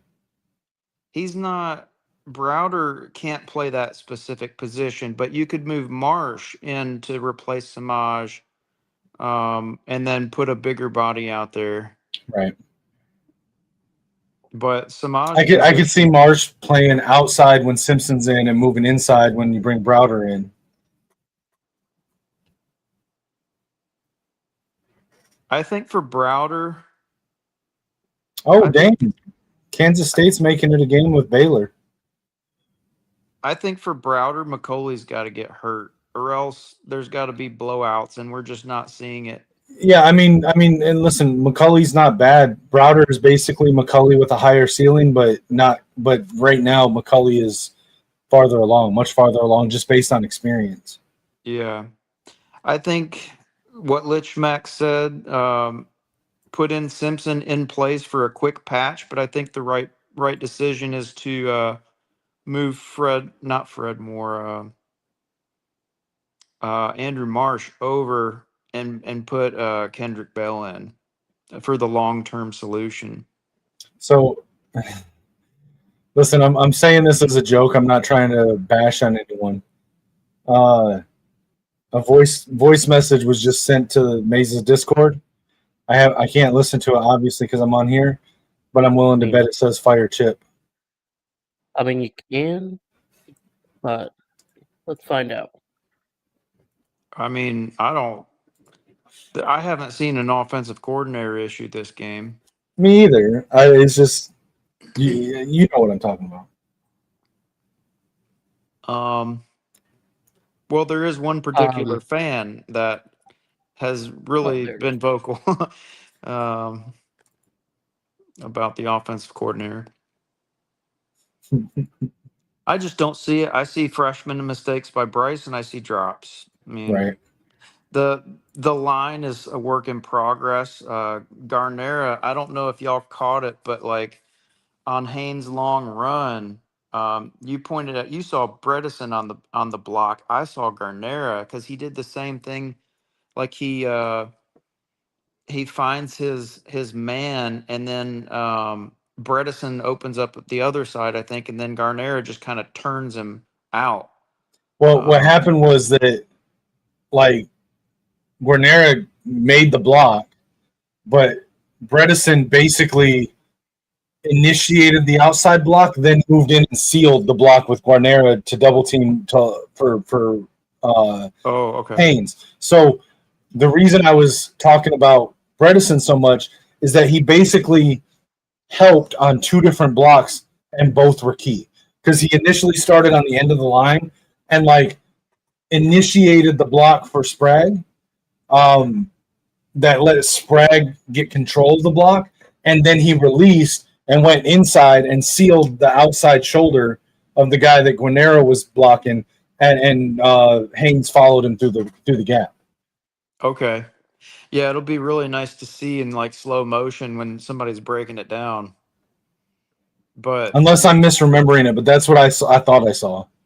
Yeah, I thought Guarnera, I don't know what that guy's name is, but I thought his run blocking is pretty good. I like him. I think he's better at run blocking than what's his name? Why can't I think of that guy's Brady name? Norton? Yeah. Yeah. I just don't think Brady Norton's big enough. I think he's a serviceable lineman, but I just don't think he's big enough. Yeah. He's big enough to play center. Center's usually a little smaller.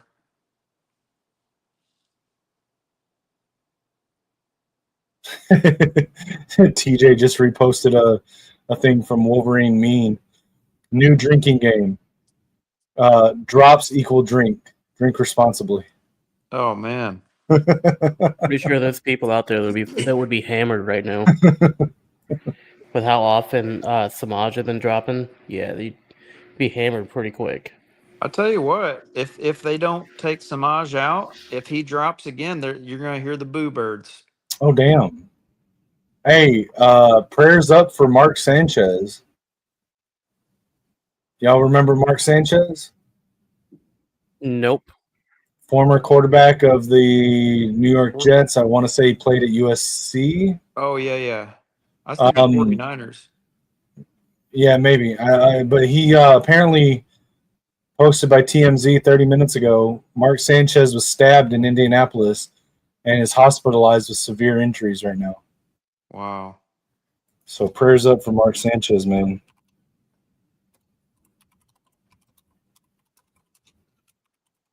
Wasn't he the one that had the butt fumble?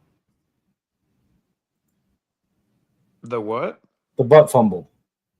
Oh, I don't know. I've been out of fantasy for like 10 years in the Let me Lions ask stuff, Rock. so I just got back into the NFL when the Lions started getting good again. I'm playing fantasy this year, and I'm 1-3, man. I've lost my touch.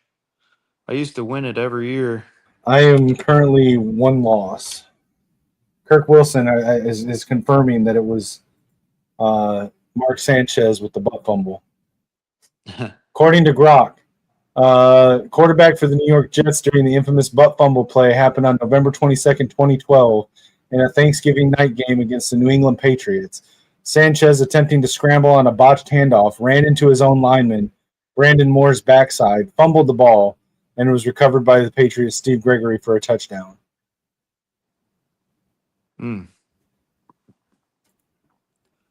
Shout out to Kirk Wilson in the chat for confirming that for me. I was a little hazy on the memory. I liked Mark Sanchez, though. Was he the quarterback that followed Brett Favre in New York? Or was he the one after that guy?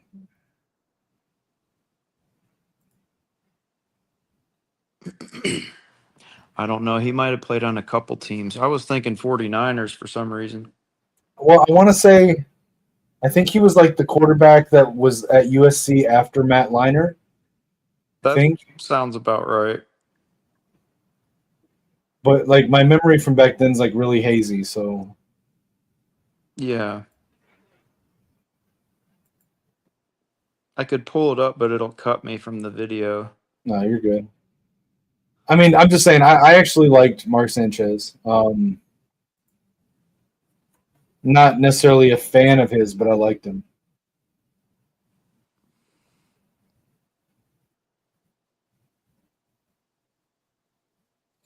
Big Ten football, guys. Defensive battles, low-scoring games. It's Big Ten. I'm way ahead of y'all on the stream, so I'll just have to. You're good. Yeah, I'm still. We're still at halftime, at least on my end. Yeah, I'm a good probably 14 seconds ahead of y'all, I bet. I'm like 14 seconds behind Kinetic. Oh boy.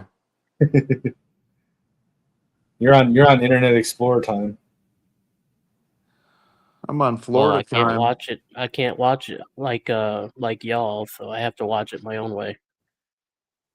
You got to watch the rebroadcast of the rebroadcast of the rebroadcast ran through 3 different dummy servers.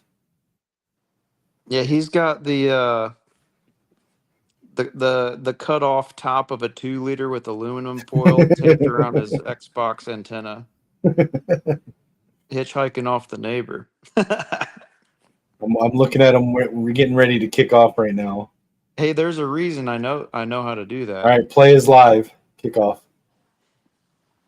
Yep, I just Here we we're go. at the And connects with the ball. That's where I'm at right now. Out of the end zone.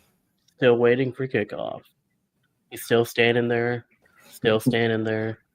This might surprise you, but he's still standing there. I'll tell you. And he kicks the ball. First play just started for me.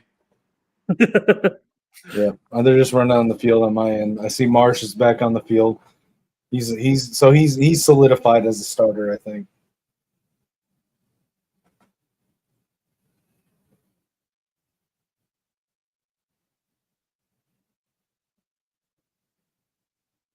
All right, Bryson shotgun, 2 receivers out wide right, hands it off up the middle. Justice Haynes. Was that a 7-8 yard gain?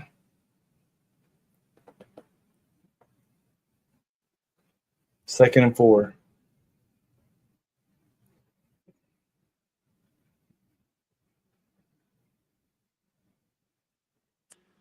And Samaj is still out there. Yeah. Bryson pistol fakes the handoff, play action, rolls out. Pass to Marsh. First down, knocked out of bounds.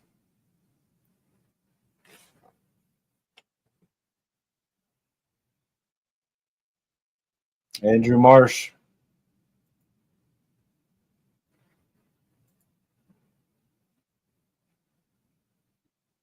Let me ask you a question, Keegan. if Marsh continues to progress at the same rate he is from the start of the season to now, by the end of the season, could he potentially have wide receiver one locked up for next year? Or do we look to bring in a top receiver to be wide receiver one next year? No, Marsh is you can kind of like he passes the eye test. Right. So all you need now is like reps. So like similar to Bryce, like in a it's not I guess it's not similar, it's a little different. But like There we go. Pure There we athleticism. go. Yeah. Sorry, I didn't mean to interrupt you, Keegan. Yeah, with pure athleticism, it looks like he's ready. So, like, okay, so let's say let's theoretically look at it here. Let's say we keep seeing this progression. End of the season, he looks like a potential number one. In the portal, do you still go after somebody like Ryan Williams, Mekhi Lemon, Cam Coleman that could come in and potentially be wide receiver one? Or do you look for complementary skill sets to be wide receiver 2 and 3 with Marsh? I think McCauley's a junior, right? No, McCauley's a senior. Yeah, you might want to look for a big guy because you can't bet on Browder. Browder's a project, so you can't bet on a project. You got to go to the portal. Do we need one? Do we need two? Before today's game, I was saying we needed two. Like I said, I mentioned Mekhi Lemon, I mentioned Cam Coleman, Ryan Williams, those type of guys. Try to go in the portal and get those type of guys. I was of the opinion we need two. Seeing Andrew Marsh here and sort of projecting out what he might be by the end of the year, now I'm not sure if we need two of those guys. Because we've got good depth coming in. I mean, you think about it. Next year, I mean, Samaj could be back. Amari Stewart could be back. Kendrick Bell could be back. And then we've got Zion. We got Travis. We got Jalen Powell coming in. We got Andrew Marsh and Jamar Browder. So, like, how many top receivers do you bring in? How many receivers total do you look to bring in? I mean, for me, it looks like Samaj is an inevitable transfer. So why not just do it now and put the best guy out there? Because you're gonna upgrade from Samaj anyway, I think. So, and when they do, oh, oh my gosh, and when they do, he's gonna transfer anyway. So you might as well just cut bait. Well, he could, and I think Samaj, if he went to like a G5 team, might actually be able to shine a little bit. But whoa, nice play by Bryce. Did he recover that? I'm not telling.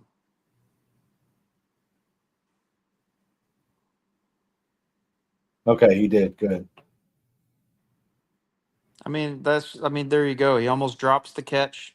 He fumbles, barely gets it back. Like it's time to move on. I'm telling you.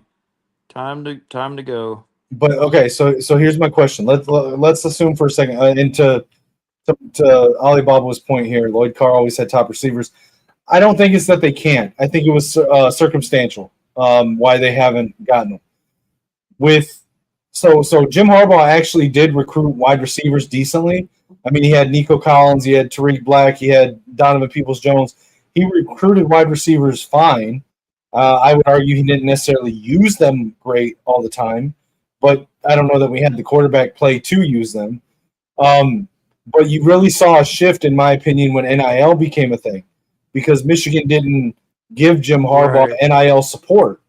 And all the top receivers, all the top skill players that were going to demand money the first few years of NIL. And so Jim had to pivot, and they started recruiting those shifty slot receivers that can block. Sharon Moore, I think, has shown that he can recruit wide receivers, but he's having to rebuild from a team that didn't really have any of those guys. I mean, he got what was that throw? He got Andrew Marsh, he got Jamar Browder, he got Jacob Washington, he got Travis Johnson, he got Zion Robinson, he got Jalen Pyle, but we were hesitant to overpay for receivers in the portal this last year, and the problem is that the receivers were looking at the history of Michigan the last few years and said, hey, for us to come there where we don't know that we're going to get used well in a new offense under Chip Lindsey with a freshman quarterback, if you want me there, you got to overpay me, and we weren't willing to do that. But I think as far as recruiting receivers, we're okay. Did Zavada just miss a kick? What? Zavada, what is going on? I think when Jim Harbaugh was still kind of fresh, like they had that program energy, that recruiting energy, that he would be the savior and get him over the hump. But like over the years, the proof was in the pudding, and Michigan was a one-dimensional team, and receivers, we just couldn't recruit them. Um, and then and then you're also right there where NIL became the factor where we could be known as a running team and then just do the pay for play. I mean, as much as people want to be a college purist, um, like any kid in high school is gonna take the bag and it's gonna go to the highest bidder. Right. It would be more uncommon than common. It would be rare to see somebody not take the highest offer, and that's no different than like you or me. If a job is more rewarding, you might take a $10,000 pay cut, but if it's a $30,000 pay cut, like let's be real. So you had another point in there that was a different issue about, I don't remember, something about NIL. Oh, just that school did not give Jim Harbaugh NIL support. They gave him a little bit of NIL to keep players, but they were not giving him NIL support to go after top 100 players out of high school because people forget this. It was not technically legal, but under NCAA rules, to pay players out of college to commit to your school until literally about 16 months ago. And that was when because there was the case, I think it was with Tennessee, that was came to a conclusion in like May or June of 24, that made it legal. Prior to that, Michigan was not allowing the staff to pay players out of high school to commit to Michigan. And that's why Jim Harbaugh didn't go after top 100 players. That's why he didn't, in my opinion, the largest reason why he didn't recruit Bryce Underwood. It was like, what's the point? I don't have the funds to even be in the conversation, so I'm not going to recruit those guys. Yeah, I mean, it's inevitable that the teams with the money will be more successful over time. That's why it makes me laugh when people say, try to say that Michigan cheats. I Like remember your all these point other now. schools were paying before it was technically legal, and Michigan was not because they didn't want to cheat. What were you saying? I don't know. It's hard to watch the game, listen to you, and remember a last point at the same time. My bad.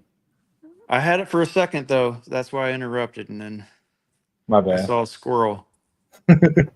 Speaking of squirrel, still waiting for a concrete update on if Squirrel White survived the field rush last week. Look at Derek Moore in coverage. I mean, not really in coverage, but kind of. There it is. Told you it was going to happen.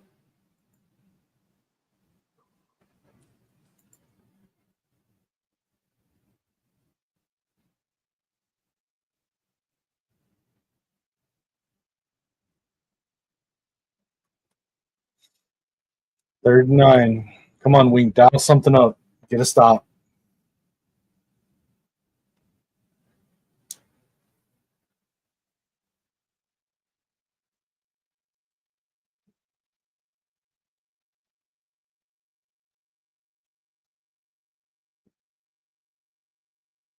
There we go.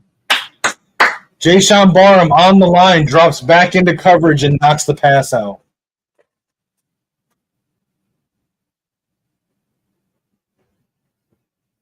Nice job.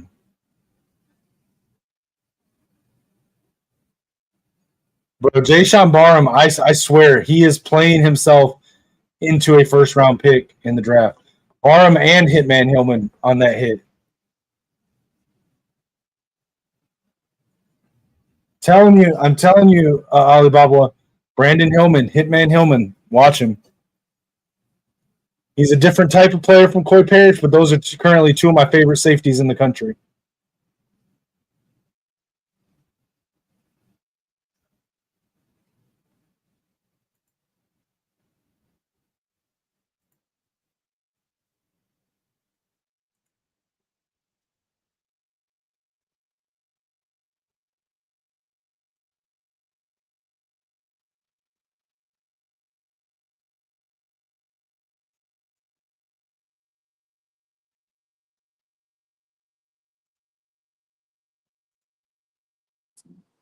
Oh yeah, I remember the NIL thing now.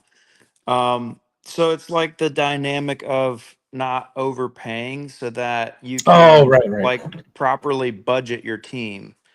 So, which I support that in the long run, but I just don't know how long this format is going to be that way. So, maybe you might as well just buy people now. Get in while the getting's good. You know what I'm saying?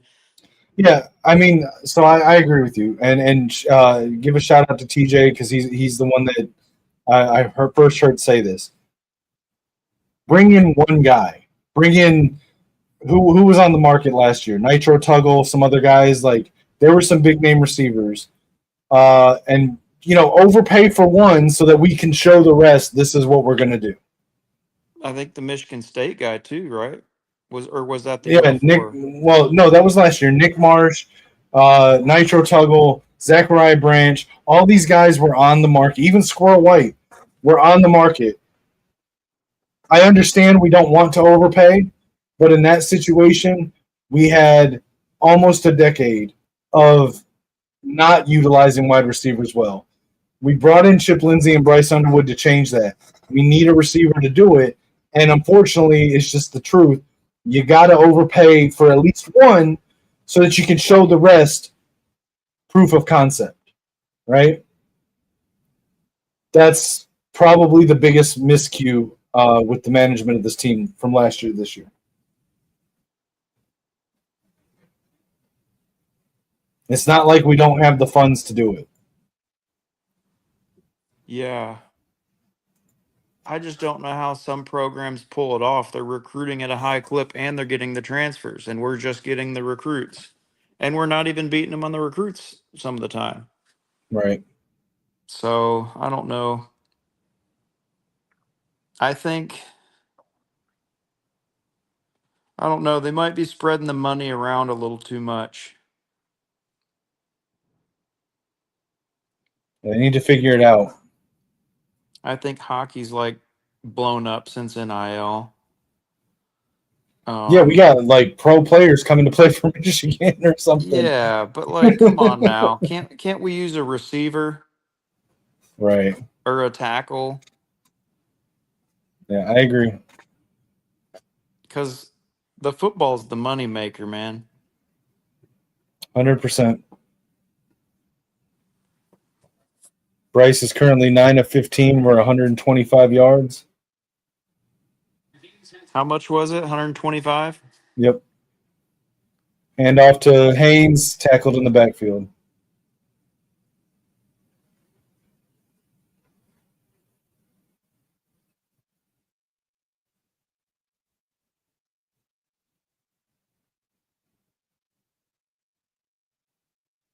Yeah, Andrew Sprague's not having a good game.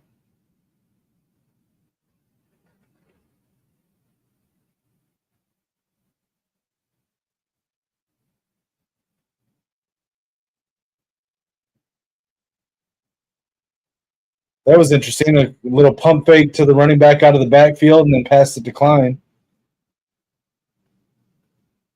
It's going to be 3rd and 3.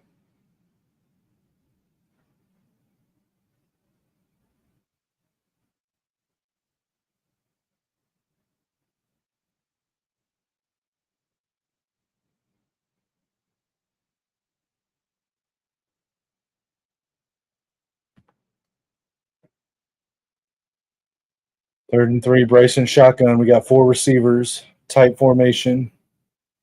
Receiver in motion. Marsh. Bryce takes off, fires, and too high. Tipped off of Klein's fingers.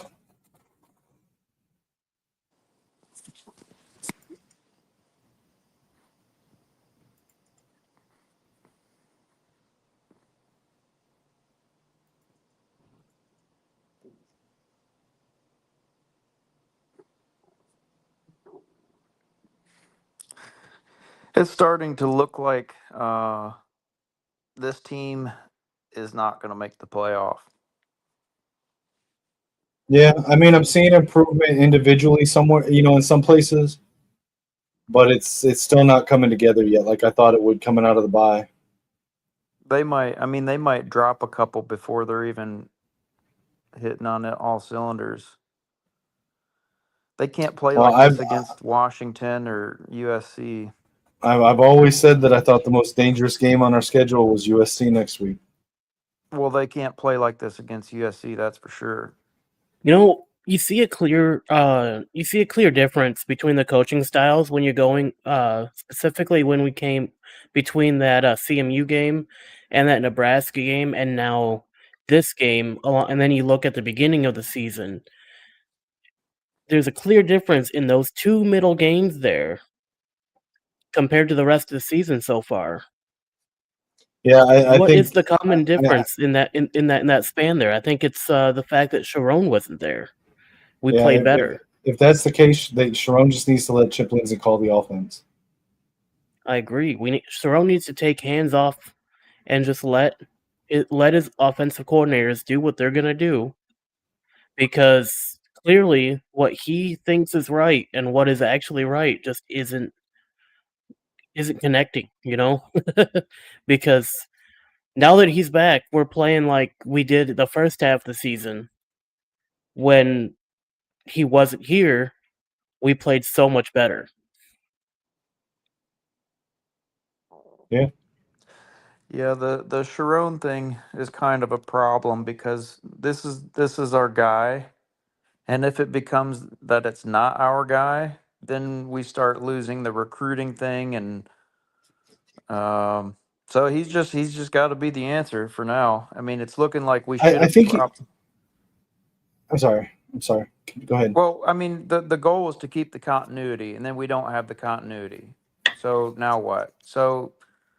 But he's recruiting well. But I mean, Kinetic's right. If if there's prolonged issues, like they would have to do something. I think it's a little early for that, but I mean, I think it's pretty simple.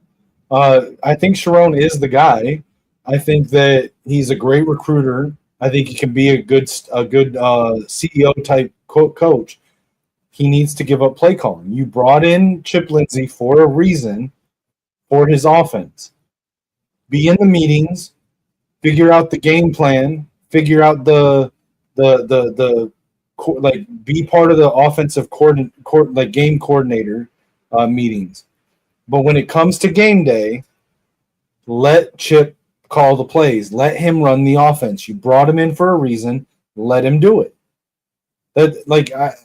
I don't understand. Like, it's not a fire Sharon issue. It's a Sharon needs to be willing to give up control of the play calling on game day.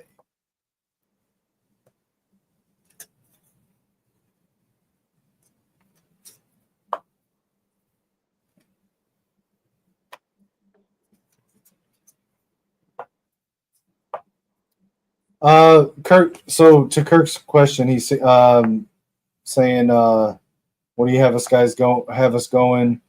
He has 8-4, was 9-3, maybe 10-2. I think it depends on next week. If we lose to USC, then probably 9-3. If we beat USC, I don't see us losing more than 2. I mean, we haven't even won this game. What I'm seeing today is we have a bad team.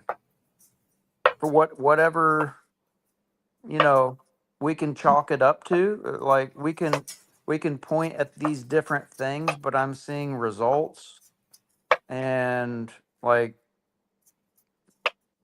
at this stage in the season, we kind of know what both teams are, and this Michigan should be pulling away from Wisconsin at home in the second half. And like, so I mean, we might still win by a couple touchdowns, but like for me, I'm selling right now. I'm selling the um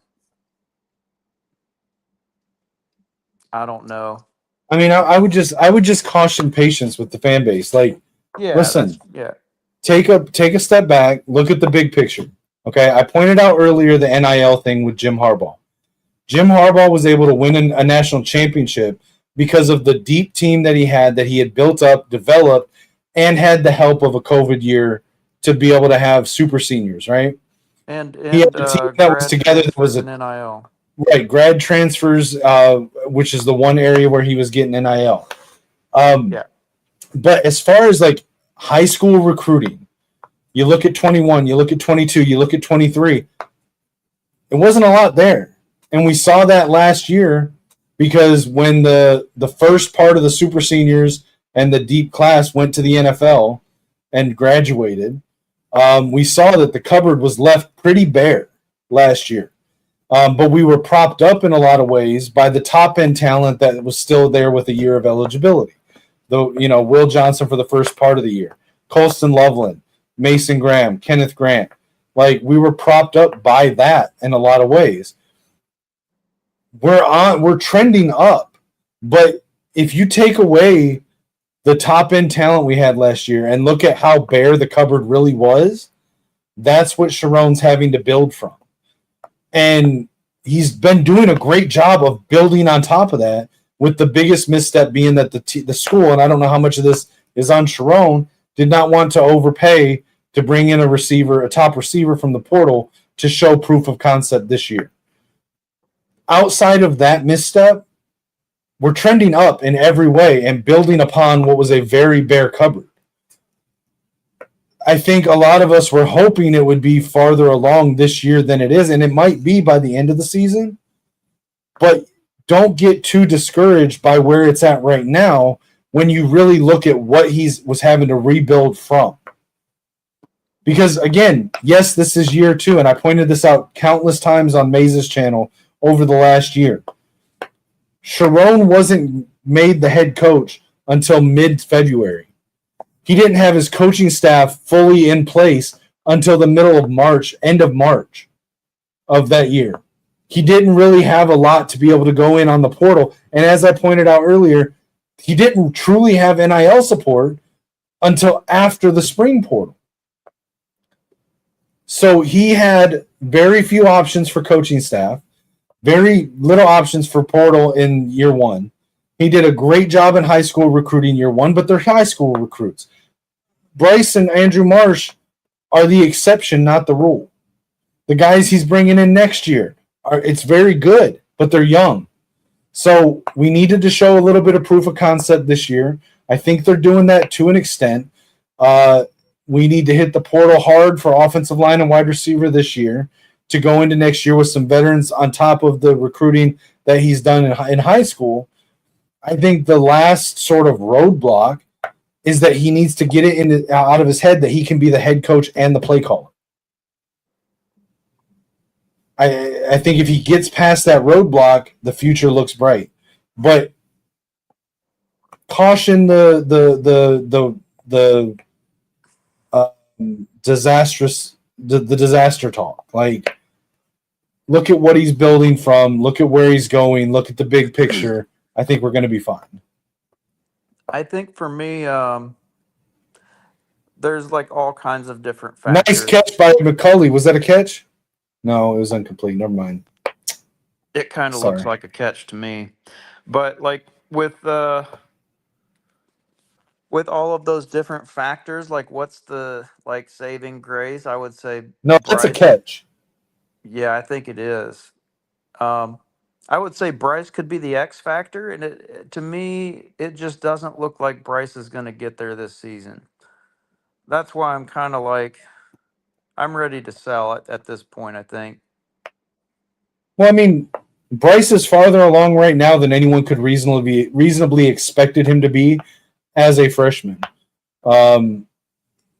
Is he where he needs to be to elevate the team, put the team on his shoulders, and be able to rise above the skill level that we have on the team? Probably not. But like, I don't think it's a failed experiment. No, I'm just saying this year, I just don't think he's going to be good enough. That's kind of where I'm at on him. Yeah, that was definitely a catch. It looks like a catch to me. Yeah, he came down inside. I won't tell y'all. See, it makes me more anxious that you know and are not telling us, but I know for the other people watching, they don't like spoilers. Yeah. I have the answer. If you look at the replay, it kind of looks like he's out of bounds, but when you take into account that looks more like the defender's foot out than his out, that's kind of...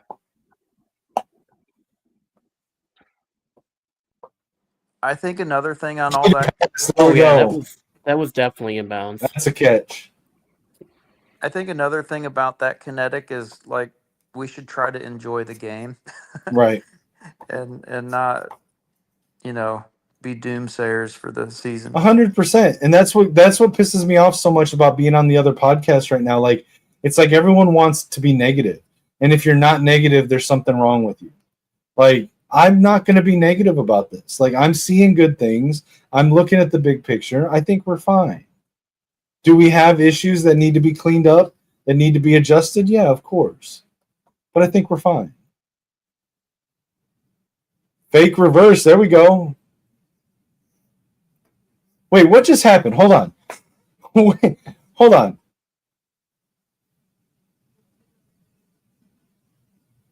Direct snap to Haynes, hands it off to okay. That's what I thought I saw, but I wasn't sure if I saw that. That's cool. I need that play in the video game. EA, put that play in the video game. I need that play. Oh, it was a direct snap to Haynes. He hands it off to Bryce. Yeah. Make that like an RPO, oh, here we go, McCulley. There we go. Touchdown. Yeah, but like I make it like an RPO, direct snap to the running back. Running back can hand it off to the quarterback to make it a pass play, or he can keep it and run it. I need that play. Oh, he's McCulley touchdown. Let's go. Man, we needed those points. Yeah, definitely. Nice job, McCulley, bouncing off that tackle, that shoulder. Yeah. And it looked funny after he did it, too. It looked like he stopped, was confused, like, should I be down right now? Let's go. Need to run. How am I alive? Hey, let's bring my guy Mike Alibaba up. How's it going, man? You know who sucks? Wisconsin.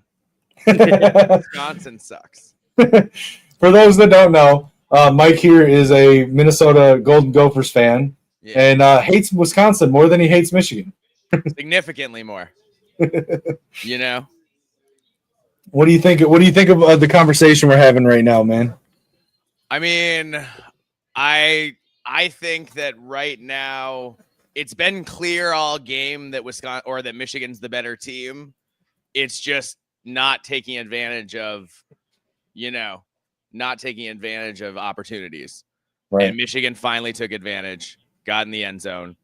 I feel like it's going to all be downhill from here.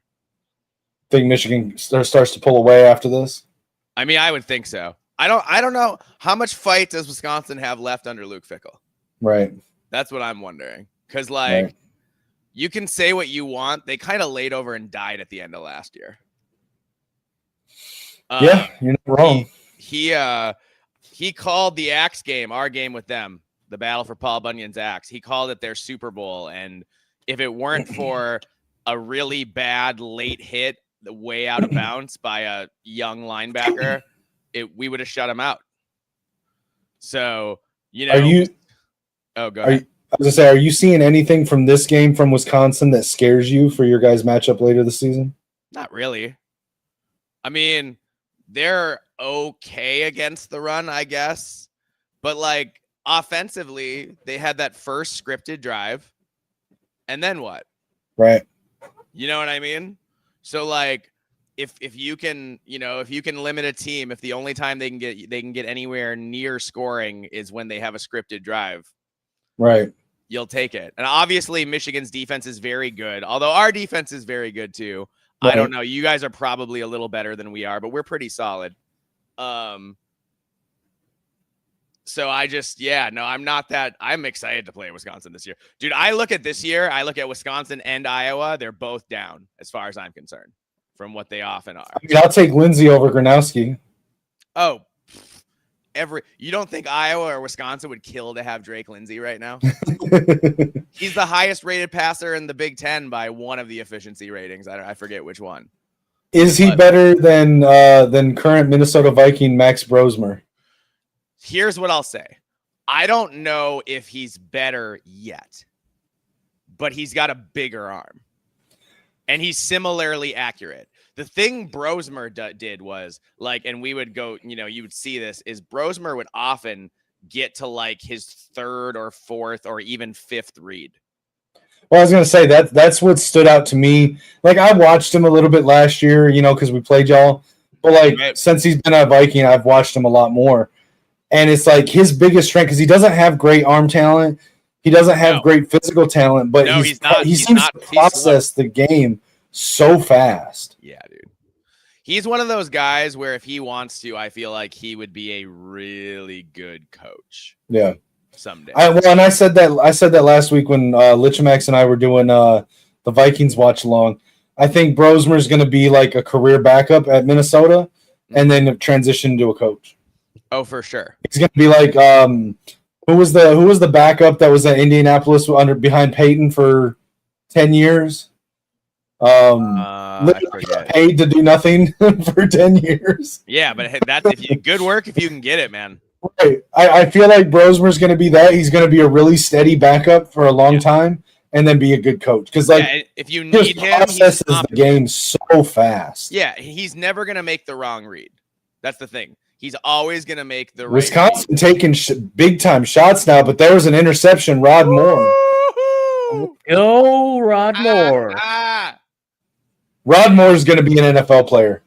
He is a quarterback on defense. Wisconsin's probably about to get rolled. The same thing that made Mikey Sainristil so good in the NFL. That again, we're sitting here talking about Brosmer's processing power. Same thing on the defense. Just watch how he diagnoses plays and makes the plays to be in the right place. Same as Mikey Sainristil. Rod Moore is going to be a good NFL player as well.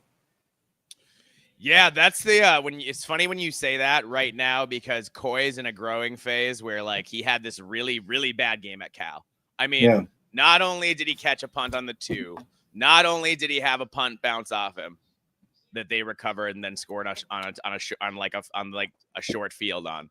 Not only did he get burned twice in coverage for TDs, but just like was out to lunch. So he played a lot better last week against Rutgers, but like we have a thing right now where Coy, when he's on, is definitely our best DB, but like our other safety is like never misses an assignment ever. So he's Kerry Brown. So like I feel like it's good for Coy to have him next to him, but we need Coy to get to the point where he's as consistent as Kerry Brown is. See, I say almost the exact same thing with our linebackers. like Houseman is like so consistently in the right spot to make plays that he allows Barham and Sullivan to just like be the playmaker, around him. Right. I think, but yeah, I mean, I don't know. I'm really excited to see Rod Moore in the NFL. He would have been in the NFL last year if he didn't tear his ACL and was out for the last like 18 months. Yeah, he But looks like a seeing him beast come in back. this game. He's in the on the play all the time. And he got into the game a little bit against Nebraska, I think. But this is his first full game back as a starter since the 2020 spring camp 2024. There we go, Justice Haynes. Woo! Yeah. But he tore his ACL in February of 24, right after the national championship, and this is his first full game as a starter back since then. Right on. Well, good for him for getting back. That's a long road. Yeah, and you got to imagine like how difficult that is mentally, to come off of 2023 to be touted as this, high level safety going into what should have been a career year where he would have been able to go to the NFL, and then to get injured, to watch the team struggle like they did last year. Oh, almost another interception. Jesus. Yeah, I had two buddies who played I'm college. sorry, not interception. Two buddies who catch. played college basketball, and they both ended up having injuries where they were not the same athletes after the injury. Right. And it's like that happens sometimes. So anytime you have an injury, you got to be scared. Like, am I going to be the same? Fucking Right. Morgan. Sorry for my language. Well, that Oh, was Bell. Never mind. that was Kendrick Bell. That's my I guy. saw the zero. I saw this. I just saw zero. That's a high pass, though. That's high. Hold on. Kendrick Bell dropped a ball that he had to jump up like he was an NBA player to go get. Samaj Morgan is dropping balls that are thrown to his numbers. Yeah. Well, next question is it time for Browder or Peyton O'Leary? Like, are we just going to keep seeing who's going to catch a ball? Rotate Browder, rotate O'Leary, rotate Bell, rotate Simpson. Let one of them take the job. Yeah, figure it out for sure. Don't keep trotting Samaj Morgan out there. PJ Fleck trotted out the same terrible punt returner for like 2 years in a row until he had a season-ending injury early in the year, and he was like, I guess I'll put Coy Parrish back there, and guess what? Coy Parrish is still back there. Yep. So now, does that worry you at all in like a star DB as your kick returner? What? Does that worry you at all playing a star DB as your kick returner? No, I'm a believer in getting more touches. Like, playing offense was too much, right? When he was trying to play offense, it was affecting his defense negatively. Right. But I think playing defense and special teams is reasonable. And like the dude's a game breaker. You saw it. He had a big punt return against you guys last year. Yep. Like, he can get in the open field, and he's faster than, you think you see him and you think, he's a normal athlete. He's not. He's a super athlete. He's got that what's his name? He looks like he could be my cousin or some shit. Right. He's got that. He's got that Cooper DeJean's like the subtle, sneaky athleticism. Yeah, where you don't see it coming, and then you're like, oh my God, this guy's a physical freak. Right. Yeah. It was apparently my favorite Coy Parrish story about before he got to college was that Fleck was watching him in person, and he got a pick six, and he got it around like before midfield, and he took it like 70 yards, and at midfield he turned to Fleck and started fist bumping and pointing at him. Well, he's running back for a touchdown. He's pointing at PJ Fleck and fist pumping. I thought that was awesome. How many pass yards do you think Bryce has in this game if the receivers didn't drop those passes? I mean, I don't know, 75 more? 75 like, maybe? Crazy, over, dude. under? Something like that? Yeah, This is no good. crazy. You got to catch the ball. Got to catch the ball. That's the least you can do. We had the drops against Cal. Oh, man, it was bad. But, like, our guys did better last week with that. That was kind of a bad throw. I mean, he was wide open, and Bryce was on the run. Nobody was really close to him, and he just guns it over his head. Like, that's what I'm talking about with, like, the development this far in the season. It just seems like he's not going to get there by the end of the year. I mean, I think he will get there, but it just looks like it's going to take time.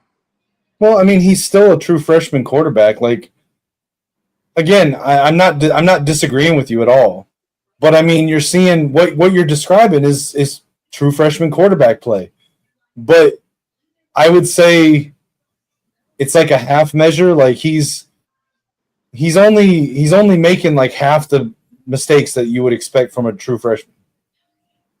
Like there's some ball placement issues, you know. But especially like on the shorter passes, it seems like. But like on the mental processing side, like I think he's far ahead of a true freshman. Yeah. Yeah, he is putting a little bit more touch on the shorter passes now, but like Right. he gets super excited like on that run. You could tell like he's all going turbo in his brain, and then he just like He-Mans this ball for a 10-yard pass, and the guy's wide open, and it's like a bullet going over his head. Like, just relax. Right. Yeah, I agree with you. I just think it's funny that here's my Luke Fickle spiel. All right, here's why he's an idiot. Well, let's start it off with he's a Buckeye. He's a Buckeye. He was started for 4 years on the D line. He coached there, but he walked into Wisconsin. Wisconsin had two things that were their things. They ran that 3-4 defense, and they were really good at getting under recruited, like mid to high 3-star linebackers and filling out that 3-4 defense, and just had guys who were big and could run and make plays, and ended up in the NFL, and they had turned it into a factory. And then on offense, they had the power running game. And instead of on offense going to like if I were them, I'm not saying I would have hired Jamie Chadwell, but I would have gone to like a run heavy option-y, like modern kind of offense. There we go. That's the type of pass we need. Oh, there. That right there is miles ahead of a true freshman. Sorry, I didn't mean to interrupt you. No. You're good. That was great.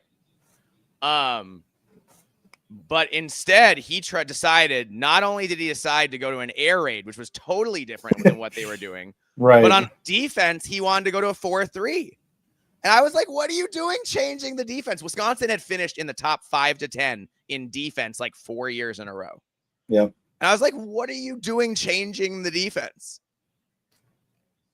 Yeah, I mean, I understand the offense a little bit more just because yeah, you had to change the offense. Ohio State's the one successful like conversion of offense to like an SEC style offense, right? Yeah. And so like he tried to do that at Wisconsin, but changing the defense was stupid. Changing the defense was crazy. Like that's like if you don't know how to run a 3-4, just bring in someone that can. You know how many coaches out there can run a 3-4? Are you kidding me? I'm just trying to give the benefit of the doubt. Like there's a reason. His guy. Okay. Well, his guy. How's it working out with his guy? Morgan finally doing something. Yeah. But you notice it wasn't like a traditional wide receiver route. Is Morgan trying to get us fined? I thought it was against Big Ten rules to have the back plate showing. To have what showing? The back plate. I don't know. I don't know about that rule. I thought it was like a Big Ten rule that you can't have that showing, and he's had his showing all game. Is he trying to get us fined? Maybe. Maybe they took that rule out. It was a dumb thing to fine people over. God, just throw it a little softer, man. You don't have to fucking fire it that hard. Right. That's the thing that Underwood does. That's what he's gonna have to fix for next year, is figure out how to make those like touch passes. Right. Yeah, he really needs to learn that he does not have to throw it at the speed of a bullet every single time. To be fair, honestly, that's why I'm so relieved that Drake got to redshirt last year behind Brosmer. Yeah. That PJ was like, I love Drake. He's the best quarterback I've ever recruited. But going for it. Okay.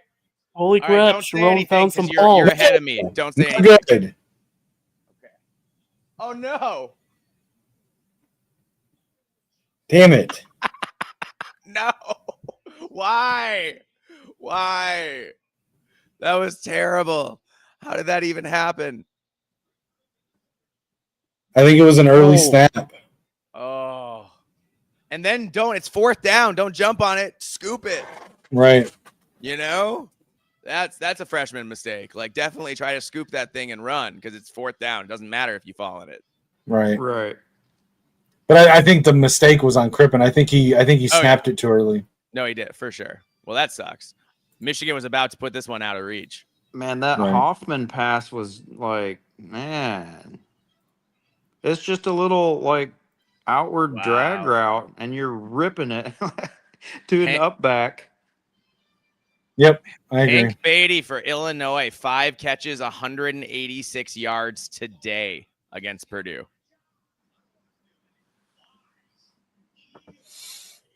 Yeah.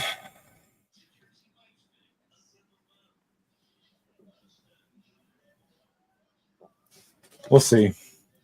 That's a little deflating. No, that sucks. That's no good at all. Especially because it was Bryce that was like pushing to go for it on 4th, and then that happens. Yeah. Not great. Hold on, guys.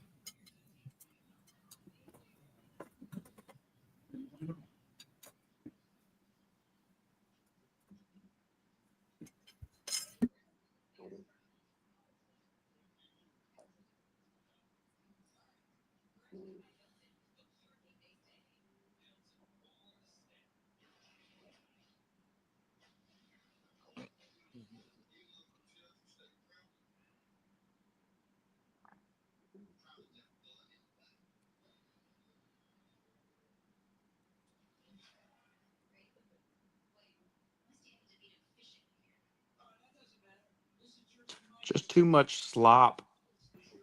Hey guys, I gotta I'm still gonna be here, but I gotta be off mic for a second. I gotta take care of something. It's gonna take me a few minutes. Yeah, all right. Right on. That's fine. I'll hold it down. I don't mind.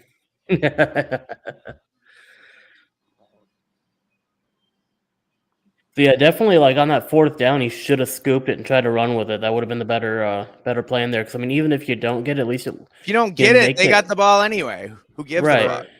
You at least right, you're and if advancing you the don't ball. get it, at least you tried, rather than just jumping Yeah. on it, No, they gave that to Wisconsin.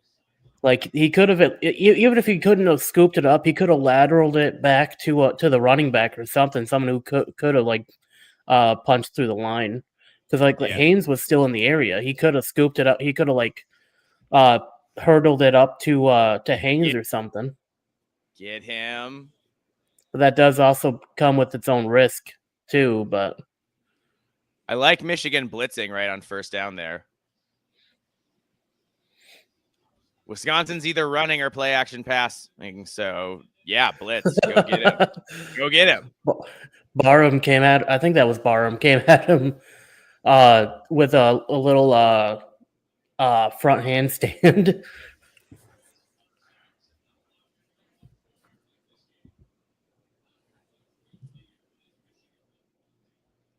All right. Get him.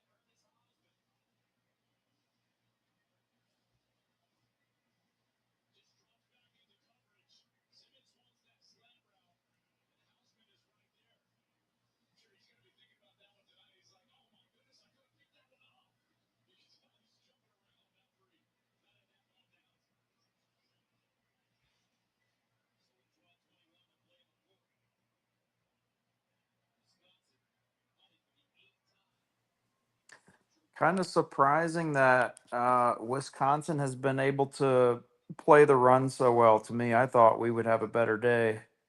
I kind of anticipated us not having many like a great run game in this game. Wisconsin's really big on the D line. Yeah. Like they're huge and they fill gaps. Like they're not great at rushing the passer, but they can stop the run. I mean, they were Right, ranked. yeah. They were only giving up 50 yards a game going into today, and that's including the Alabama game. Yeah, and I kind of anticipated coming in this game that we were going to be we would be more pass centric rather than running the ball. I mean, I did say that we definitely had to establish the run game first, but I did anticipate us having more of a passing game than a running game because of how their defensive line is set up. And people called me crazy. People said there was no way that that Haynes wouldn't get under 100 rushing yards, but I mean, I think it's still right now he's sitting at sub 100. I think it said 117 total rushing yards. Oh, okay. Then yeah. I think my But I it think my didn't say Lich how many picks Haynes had him had. at 150, I believe, over 150. Total rushing. Yeah, I think it was either over or under 150. I know 150 was the hard number though. Yeah, Let me they double should. check. They'll get there.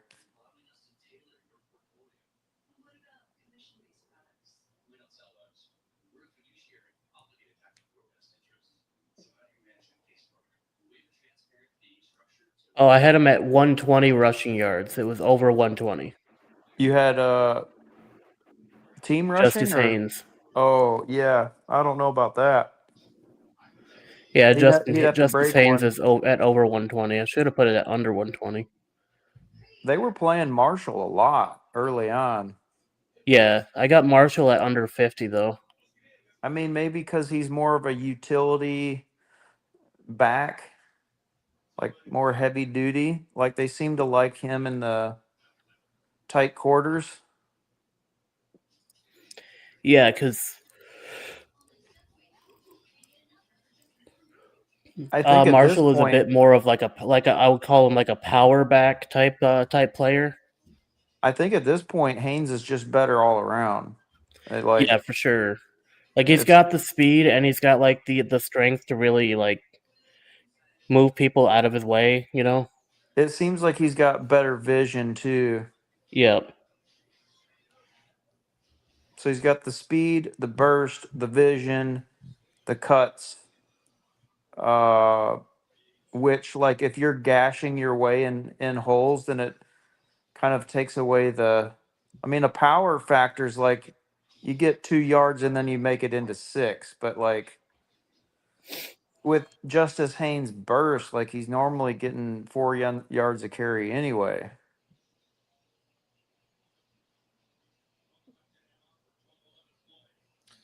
I think we need about 3 turnovers and at least 1 or 2 of them to be early to have a chance tonight.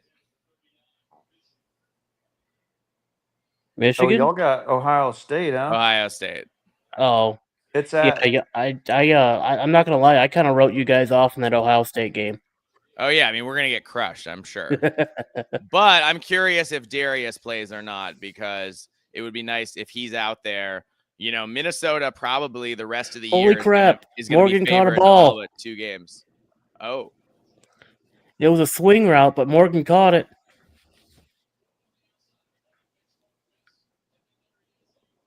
I think Haynes got. Well, never mind. You're behind.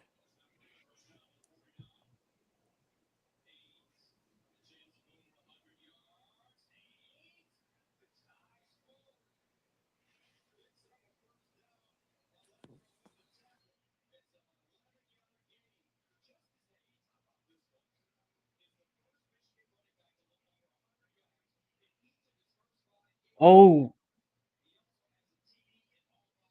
Haynes picks up the first down. Yeah, look at that stat in the scroller. I think he hit 100 there. Yep. In each of his first 5 games, he's hit over 100 rushing yards. This is his 5th game, right? Yep. if you want that so- Heisman, he's gonna need more than the 100. Yeah. I mean, Maybe like 125. he might. He's I mean, due to be break fair, one. Yeah, it'd be great if he broke one. if you look at his skill, he's definitely Heisman caliber. Yeah, he can I ball. still think if they play him, I still think he might break one this game. So it's like Oh, if Purdue going Look- deep. No. It looked like right on that previous play. I'm sure you guys are on to the next play, but on that first down, it looked like they were trying to carry Haynes to the first down. yeah, he's gonna break one. Our line is starting to dominate. Yeah, it appears that way. Honestly, I thought Michigan threw it too much in the first half. I would have just run it. I would just run it straight at them more. So Keegan, at the start of the show, you asked me what I thought Bryce would have. I said he'd have north of 220, 230. What's he got? The 239. Yep. Wow. 17 of 26 passing completed passes. To be And one fair, touchdown. I also thought we'd have like 200 plus yards of rushing. So I did not Yeah. anticipate us having that many rushing yards in this game because they do have a good run defense. nice They catch by struggle- McCulley there. Yeah, Yeah. I mean, it's honestly, the looking only like thing we that's might- stopping us from passing is our receivers. It's starting to look like we might have a 200-yard rushing day because once we get the ball back, all we're going to do is run, and our offensive line is Oh, starting to whip nice them. duck, McCulley. Yo, what the fuck was that? What the fuck was that? That was weird. Hold on. What just happened? What, first and goal? I don't even know how to really like. What? They lined up, and They then didn't like even line up. the guy came off sides and then like pushed the center over. They didn't even line up. They weren't even fully lined up. It's like I don't know if the center might have said something to the guy to get him riled up, or if like the guy's just pissed. Yeah, what was that? I don't understand. What was that? He just like decided to go off sides and push the center over. Like That was weird. what? I'm thinking the center said something to the guy. And he just reacted like that. That's some lack Yeah. of discipline. That's the thing, though. Luke Fickle teams are not disciplined. Not in their assignments, honestly, not in penalties, not in anything. I might have called unsportsmanlike conduct with that one too, because that looked more like they weren't even lined up yet. Nah, stuffed him. No, It doesn't that matter. looked It's the like same he got yardage. lost. Really? but- Touchdown. Okay. Got him. Yeah, it looked like he broke the plane. I thought McCulley's it at must have been that second 112 effort. yards. Yeah, I thought Justice Haynes was going to have like a 200-yard game. So So he's got like probably That's around Cuddy. Let's go. 120 with a touchdown. So if he's not done and he plays the next drive, he might still get quite a Get have a that good one. game. Get to he's that got, he's got 150. at least two touchdowns, doesn't he? First touchdown. He had the very Wow, first touchdown. 23 unanswered. Yeah, so 2 touchdowns. And he's looking like he's going to break one if they play him next drive. I hope they do. Oh, Purdue trying to pull it to within 11 on the 2-pointer. Really, I thought they played Marshall too much in the first half. See, I can't. I like Marshall a lot. And I'll admit I was wrong. I thought it was going to be Jordan Marshall 1A, Justice Haynes 1B. Haynes has completely surpassed everything I thought he was going to be. I thought it was going to be like Donovan Edwards last year, where Haynes was just looking like a better back, but they were still going to give it to Marshall. So that's like I didn't know how to answer the question. But yeah, it's been surprising to see them just go with one back, which is why it's also surprising that Marshall got so many carries today when Haynes is such a weapon. Well, I think what it was, honestly, like, because I think there's a case to be made for this. Justice Haynes has shown himself to be that home run hitter. And early in the game, you know, Wisconsin did have a decent run defense, like outside of the first drive. And so I think they probably put Marshall in a little bit to sort of wear down the Wisconsin Yeah. D line and try to keep Haynes fresh for home runs and later in the game. That's for sure what they did. And I don't hate that. No, I mean that's typical Michigan offense. Well, yes, but I also think Michigan in the past they've been more of just like a splitting carries type rotation. This feels more like a split with purpose. Yeah, that's a good way to put it.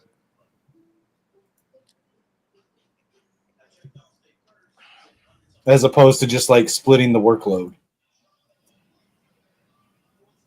Yeah, they must have felt like Wisconsin was significant enough that they needed to wear them down. They needed to intentionally wear them down in a different way than they were strategizing in previous games. So This I don't know if y'all saw that, but this Allstate commercial with the guy on the jumbotron stealing the cotton candy from the kid. oh yeah. That commercial is fucking great. I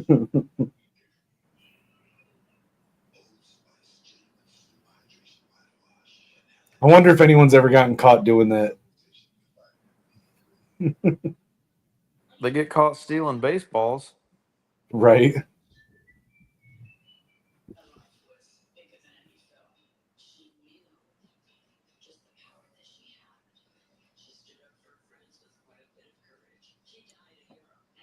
Any more news on whether Darius is going to start tonight? As PJ says, you'll know 2 hours before the game, is what he always says in every press conference about every injury with every Do they player. still toss PJ up in the air? Yep, PJ still jumps and body surfs after every win. That's awesome. Yeah, man. Did PJ's, see he's him a good at, athlete. PJ, he played a couple of years on practice squads in the NFL at 5'9", Oh. And he was an All-American at Northern Illinois. Was he at Western Michigan before Minnesota? Yep. Yeah. Yeah, Western Michigan, they won the MAC. Western Michigan hadn't won a title in 30 years. Were you like a fan at that time and you noticed it? I said in September of that year, I was like, PJ Fleck needs to be our next head coach. And then we got PJ Fleck, and I've never been so excited. And honestly, I'm still excited. I think he's a great coach. I like PJ Fleck. Hey, to our conversation earlier, Illinois is beating Purdue 40-27 right now. Yep. I thought Purdue would be pesky.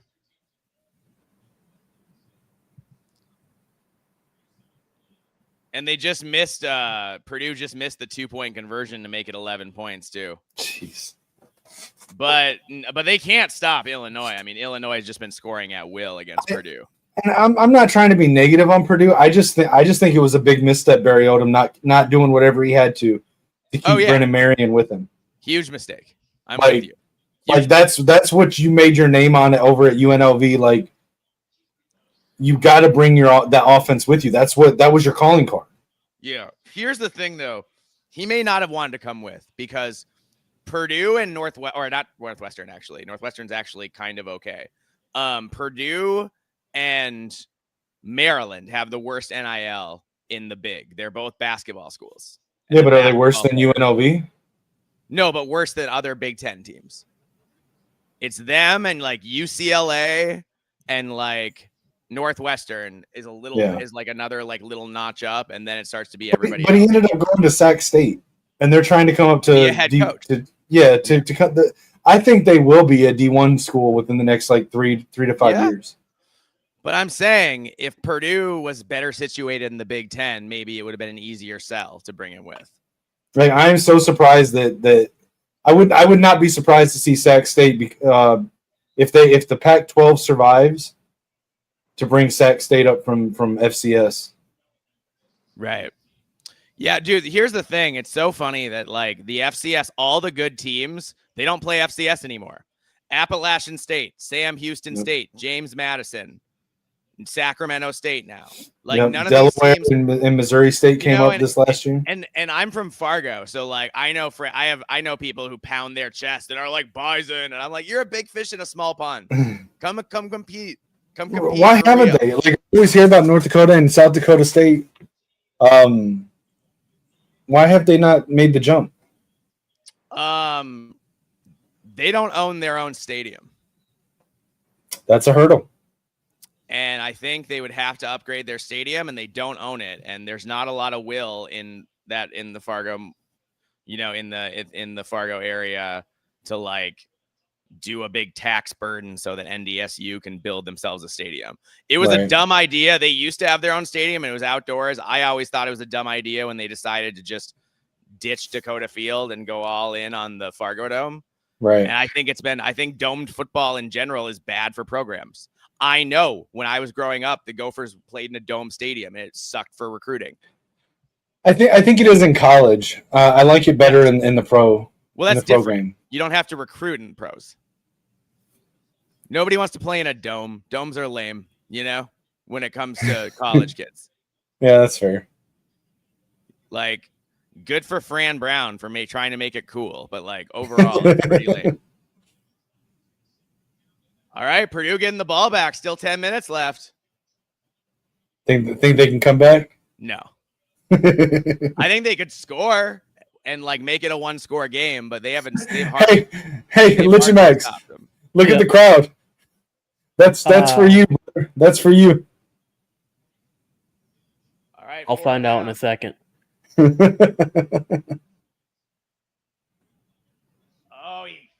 nah. Not a good throw though. Oh, looks like Wisconsin's tight end has just got injured. Injured trying to catch that? No, it looked like he got injured on the hit. Oh, on the hit. Well, that was a ridiculous catch though. Like good for him. Y'all see Shamari Earls is in? Is he? I didn't see it, no. Yeah, I see him now. There he is. Top of the screen.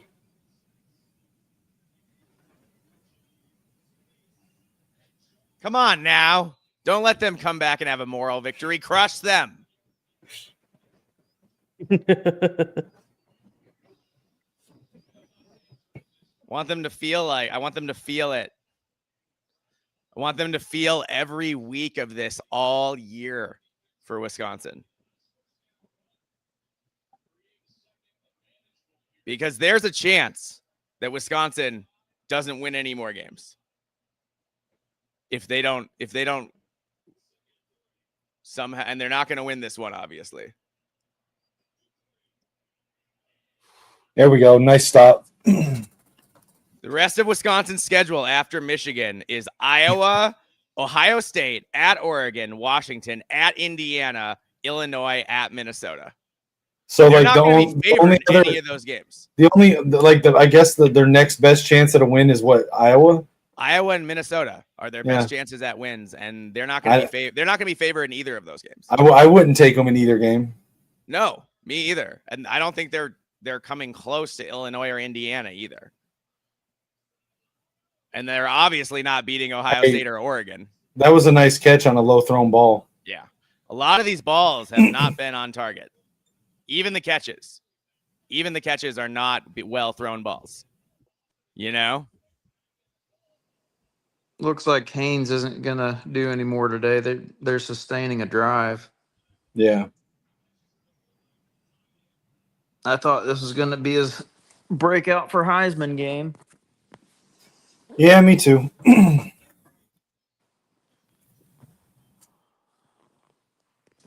Why do you guys have Michigan next? call time out? What was that? We got USC. That's really going to be a breakout game. Oh, you should be able to run on USC. Well, I've said that I think that I've said all along I thought USC was the most dangerous game on our schedule because Michigan does not have a – take out the Rose Bowls. They don't travel West Coast very well. Okay. And they're playing a defense that is a branch off from Wink's defense. Sure. So, I don't know. We'll see. I like Makai Lemon a lot on USC. Yeah, Makai Lemon's special. I want him. If you ask me who I want in the portal the most, I want either Makai Lemon or Cam Coleman. I want one of those two. And if I had to really choose, I would probably go with Makai Lemon. Yeah, just Makai personal Lemon's preference. a freak. But I don't know. But like that's if you can get him to leave. I mean, I don't know. I don't even know that he's going to enter the portal. I'm just saying, like, If he did. Sure. if he did, that I want him. Yeah. Sell him on Bryce. Him and Andrew Marsh can be Bryce's number one targets next year. God, I would love to go to Carnell Tate and be like, how much money? And you get to be number one. You get to be number one, baby. Nobody fighting with you for those top reps. Right.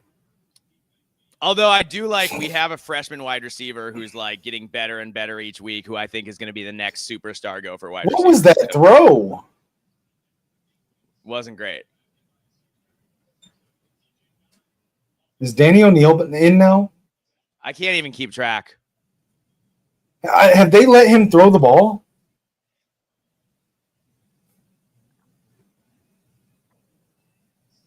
No, No, Simmons. that's still Simmons. Yeah, that was a nice throw. Yeah.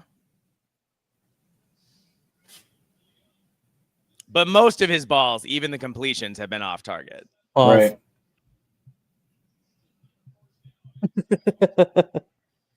They really need Billy Edwards to get better, like fast. You know, it's funny because Billy Edwards is almost the Michigan quarterback. That's so fun. That is funny. You dodged a bullet there. Yeah, it was to the point where I was in talks with a Maryland podcaster to come on and talk about it because it was being talked as if it was a done deal. And then he went to Wisconsin. Yeah. I mean, we played against him with Maryland last year. I think he threw 3 picks against us. Yeah. And I was like, when Wisconsin took him, I was like, bring it on. Absolutely.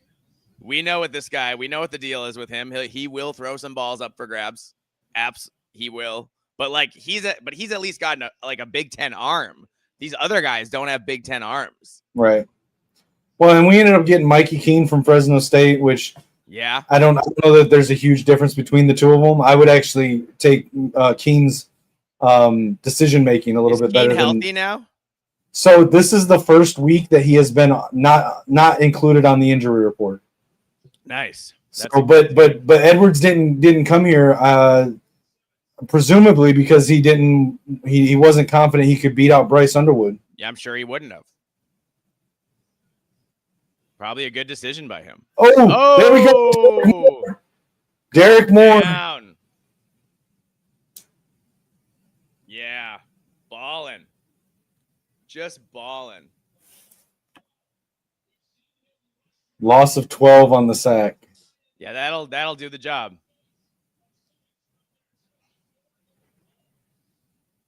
Oh, Illinois got the ball back. This one's over.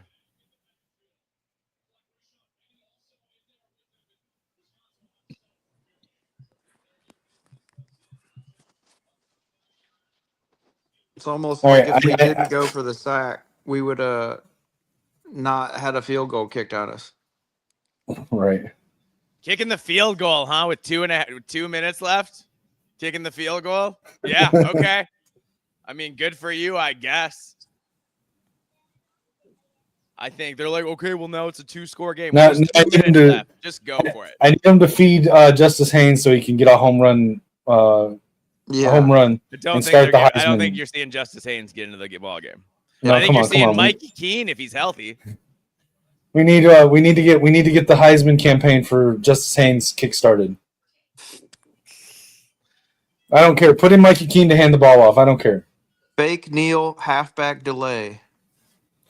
I still think that if we're leading at the end of the game with Ohio State this year, we need to get it down to the goal line, put in Chase Herbstreit, and to hand off to Jordan Marshall to end the game. And so there's something interesting. I don't know if you saw it. So Charles Woodson's son has been predicted to go to Michigan now, right? Oh, really? Yep. So Steve Wolfong put in a prediction. Nice. Well, it is possible that you could see Charles Woodson and Chase Herbstreit, Charles Woodson and Kirk Herbstreit's sons suit up on the same team together for Michigan. Yeah, but can Kirk Herbstreit's kid even play? Come on. I mean, I still think that if we're playing against Ohio State, put him in for the final play of the game if we're up. Channing Goodwin almost dropped that onside kick. He did. There's Marshall. Is he Yeah, like they're learning probably how to catch placing on? Is he learning how to catch Justice kicks from Marshall or something? Or not Marshall? Samaj. Samaj, yeah. Okay, Yeah. a former Golden Gopher said he got the word from inside the program. Apparently, Darius Taylor's cleared to play. Apparently. Okay. So, So, like, so that's cleared to big. play and fully healthy are two different things. Do you start him? Only if he's 100%. If he's Or do you- 98, if he's 98%, he can sit until next week against Purdue. Yeah. Maybe he's give him. If he's 100%, you have to play him because they Maybe said give he was him- close last week. Well, maybe if nothing else, give him a little bit of a snap count, but keep him on a strict snap count tonight. I want to see us. One thing we do with him that I think might work against Ohio State is throwing it to him more than even just handing it to him. Yeah. I think that there's a chance we could get some yards that way. Yeah, I mean, I'm a fan of Darius Taylor. I like Darius Taylor, man. Yeah, he's great, dude. He was, he had a Michigan offer. They recruited him pretty hard. Yeah. Darius Taylor, I think his quote was, "I could be a man at Michigan. I could be the man at Minnesota." And I was like, "Sure, dude. Come on in. Be the man." Go for it. I mean, listen, Aside from the soft tissue injuries, he's been great. As much as I would have loved to have him at Michigan, I am in full support of players that want to go to a historically smaller school and be a legend at that school than to be the next guy at a big school. I'm fully in support of them doing that. Why not? You can still win a lot. Yep. It's the guy I don't know if we're gonna win a title, but like we're gonna win a decent. Minnesota wins a decent amount. Well, it's like that guy that went to Oregon that from Tulane. He could have been a legend at Tulane. Yeah. And he was still going to get drafted regardless. Yeah. And he goes to Oregon to get buried on the depth chart and then redshirt this year. Yeah, now he's got a red shirt and go somewhere else. Yeah. Yep. Yeah.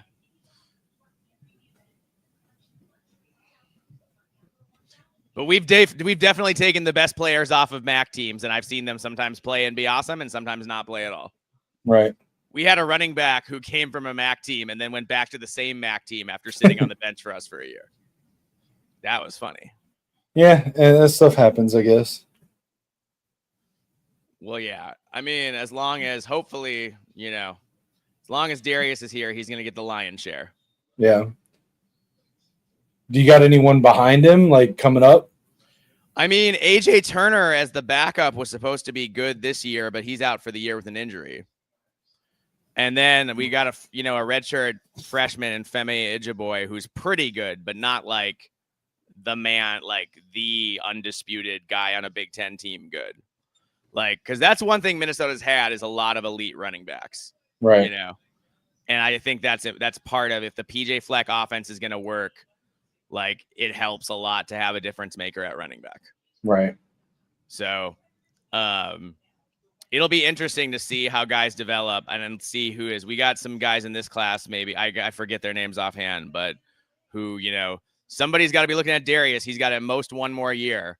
So I feel like the time to get that next Darius is right now. Right.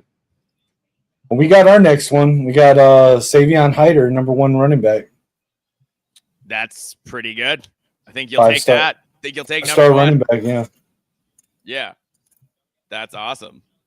See, he's coming in next year. I expect next year it'll be a lot of Jordan Marshall and a little bit of Savion Hyder. Love this. Bielema going for it on 4th and 1 on the 8, up 2 touchdowns. Love it. I don't like Bielema, man. F you. I don't like Bielema. Didn't get it. Oh, man. Wow. What if Purdue goes down and scores and then somehow gets the onside kick? That would be, God, most coaches would kick the 3 there from the 8-yard line. Right. I kind of like going for it, but like he didn't get it. So I don't hate going for it. I just don't like Bielema, dude. I think he's a dick. No, he is a dick. I hate Bielema. He used to coach Wisconsin forever, and he made me miserable. And he was he once, when at our bottom with Tim Brewster, the worst coach we ever had, Bielema was up 4 touchdowns in the 4th quarter, and he went for 2. And when they asked him at the press conference, he could have been honest and been like, you know what? Screw Minnesota.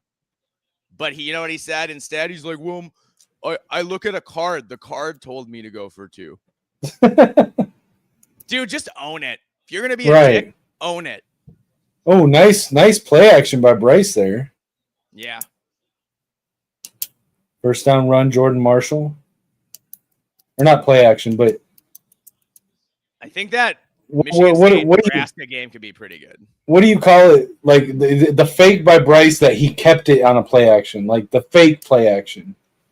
The fake play action? Yeah, I don't know. like Bryce sold it really well that it was a pass play. Right.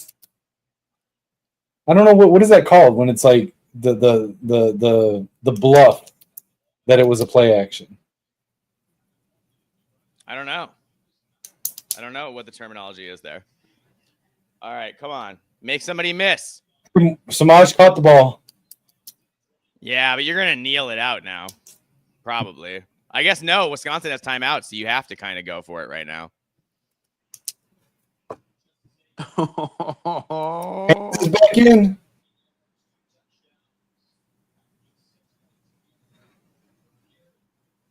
Wow.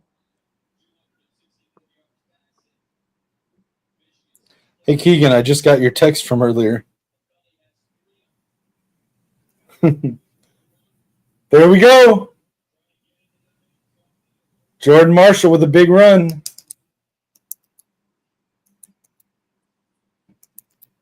So, listen, I was pretty much right on the rushing yardage. I just thought it was going to be more Justice Haynes. Yeah, there's more of a team effort. Timeout, fake field goal. Justice Haynes taking the snap. Get in the end zone. Get in the end zone. Make it look worse. Make it hurt more. Yeah, Fickle gave up. Fickle gave up. He realized he wasn't going to win. Good for him, I guess. Shrone was trying to run the score up there. Yep. Shrone could have called a pass there. That would have been hilarious.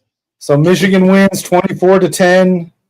Not quite as big of a margin of victory as I thought it was going to be. Hoped it would be, but you know what? We're okay. What was the spread in this game?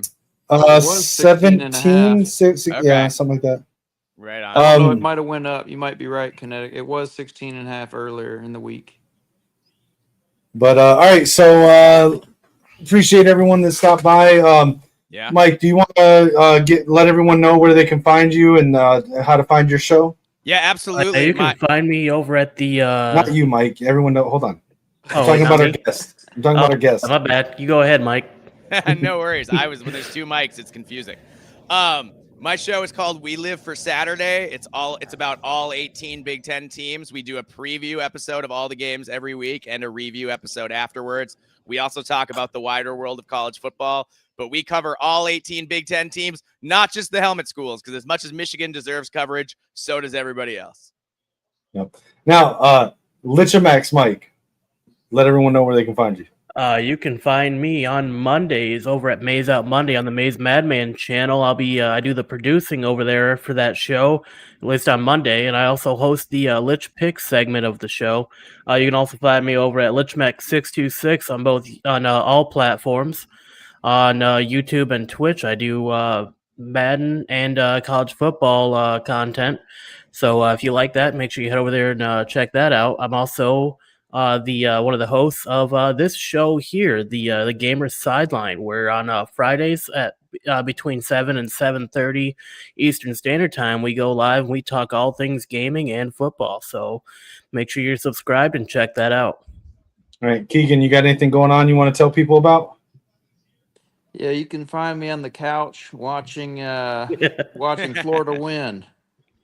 There you go. Sounds good. As always, you can find me everywhere at Kinetic615 on all platforms and over on the Gamer Sideline with Lichamax, and on Saturday mornings with Mike Alibaba and our friend Lucian at it's a Final Whistle Network. Is that right? Did I get it right? Yeah. That's correct. And the Alibaba 26, that's my Twitter handle. There we go. And again, please remember to like, share, subscribe, and check the GoFundMe link in the description. And I will probably be doing a Vikings watch along tomorrow for the Vikings and Browns game over in England. So until next time, guys, as always, from here, it's Go Blue. And cheer loud and play harder. And we'll see you next time here on the Sideline. From joystick dreams to Friday night lights, it's controllers and cleats under podcast mics with Life Max dropping deep like he's throwing a bomb, and Kinetic calling audible, staying calm in the storm. From the field to the sticks, yeah, we bring the heat. With kinetic and leash, Max never miss a beat.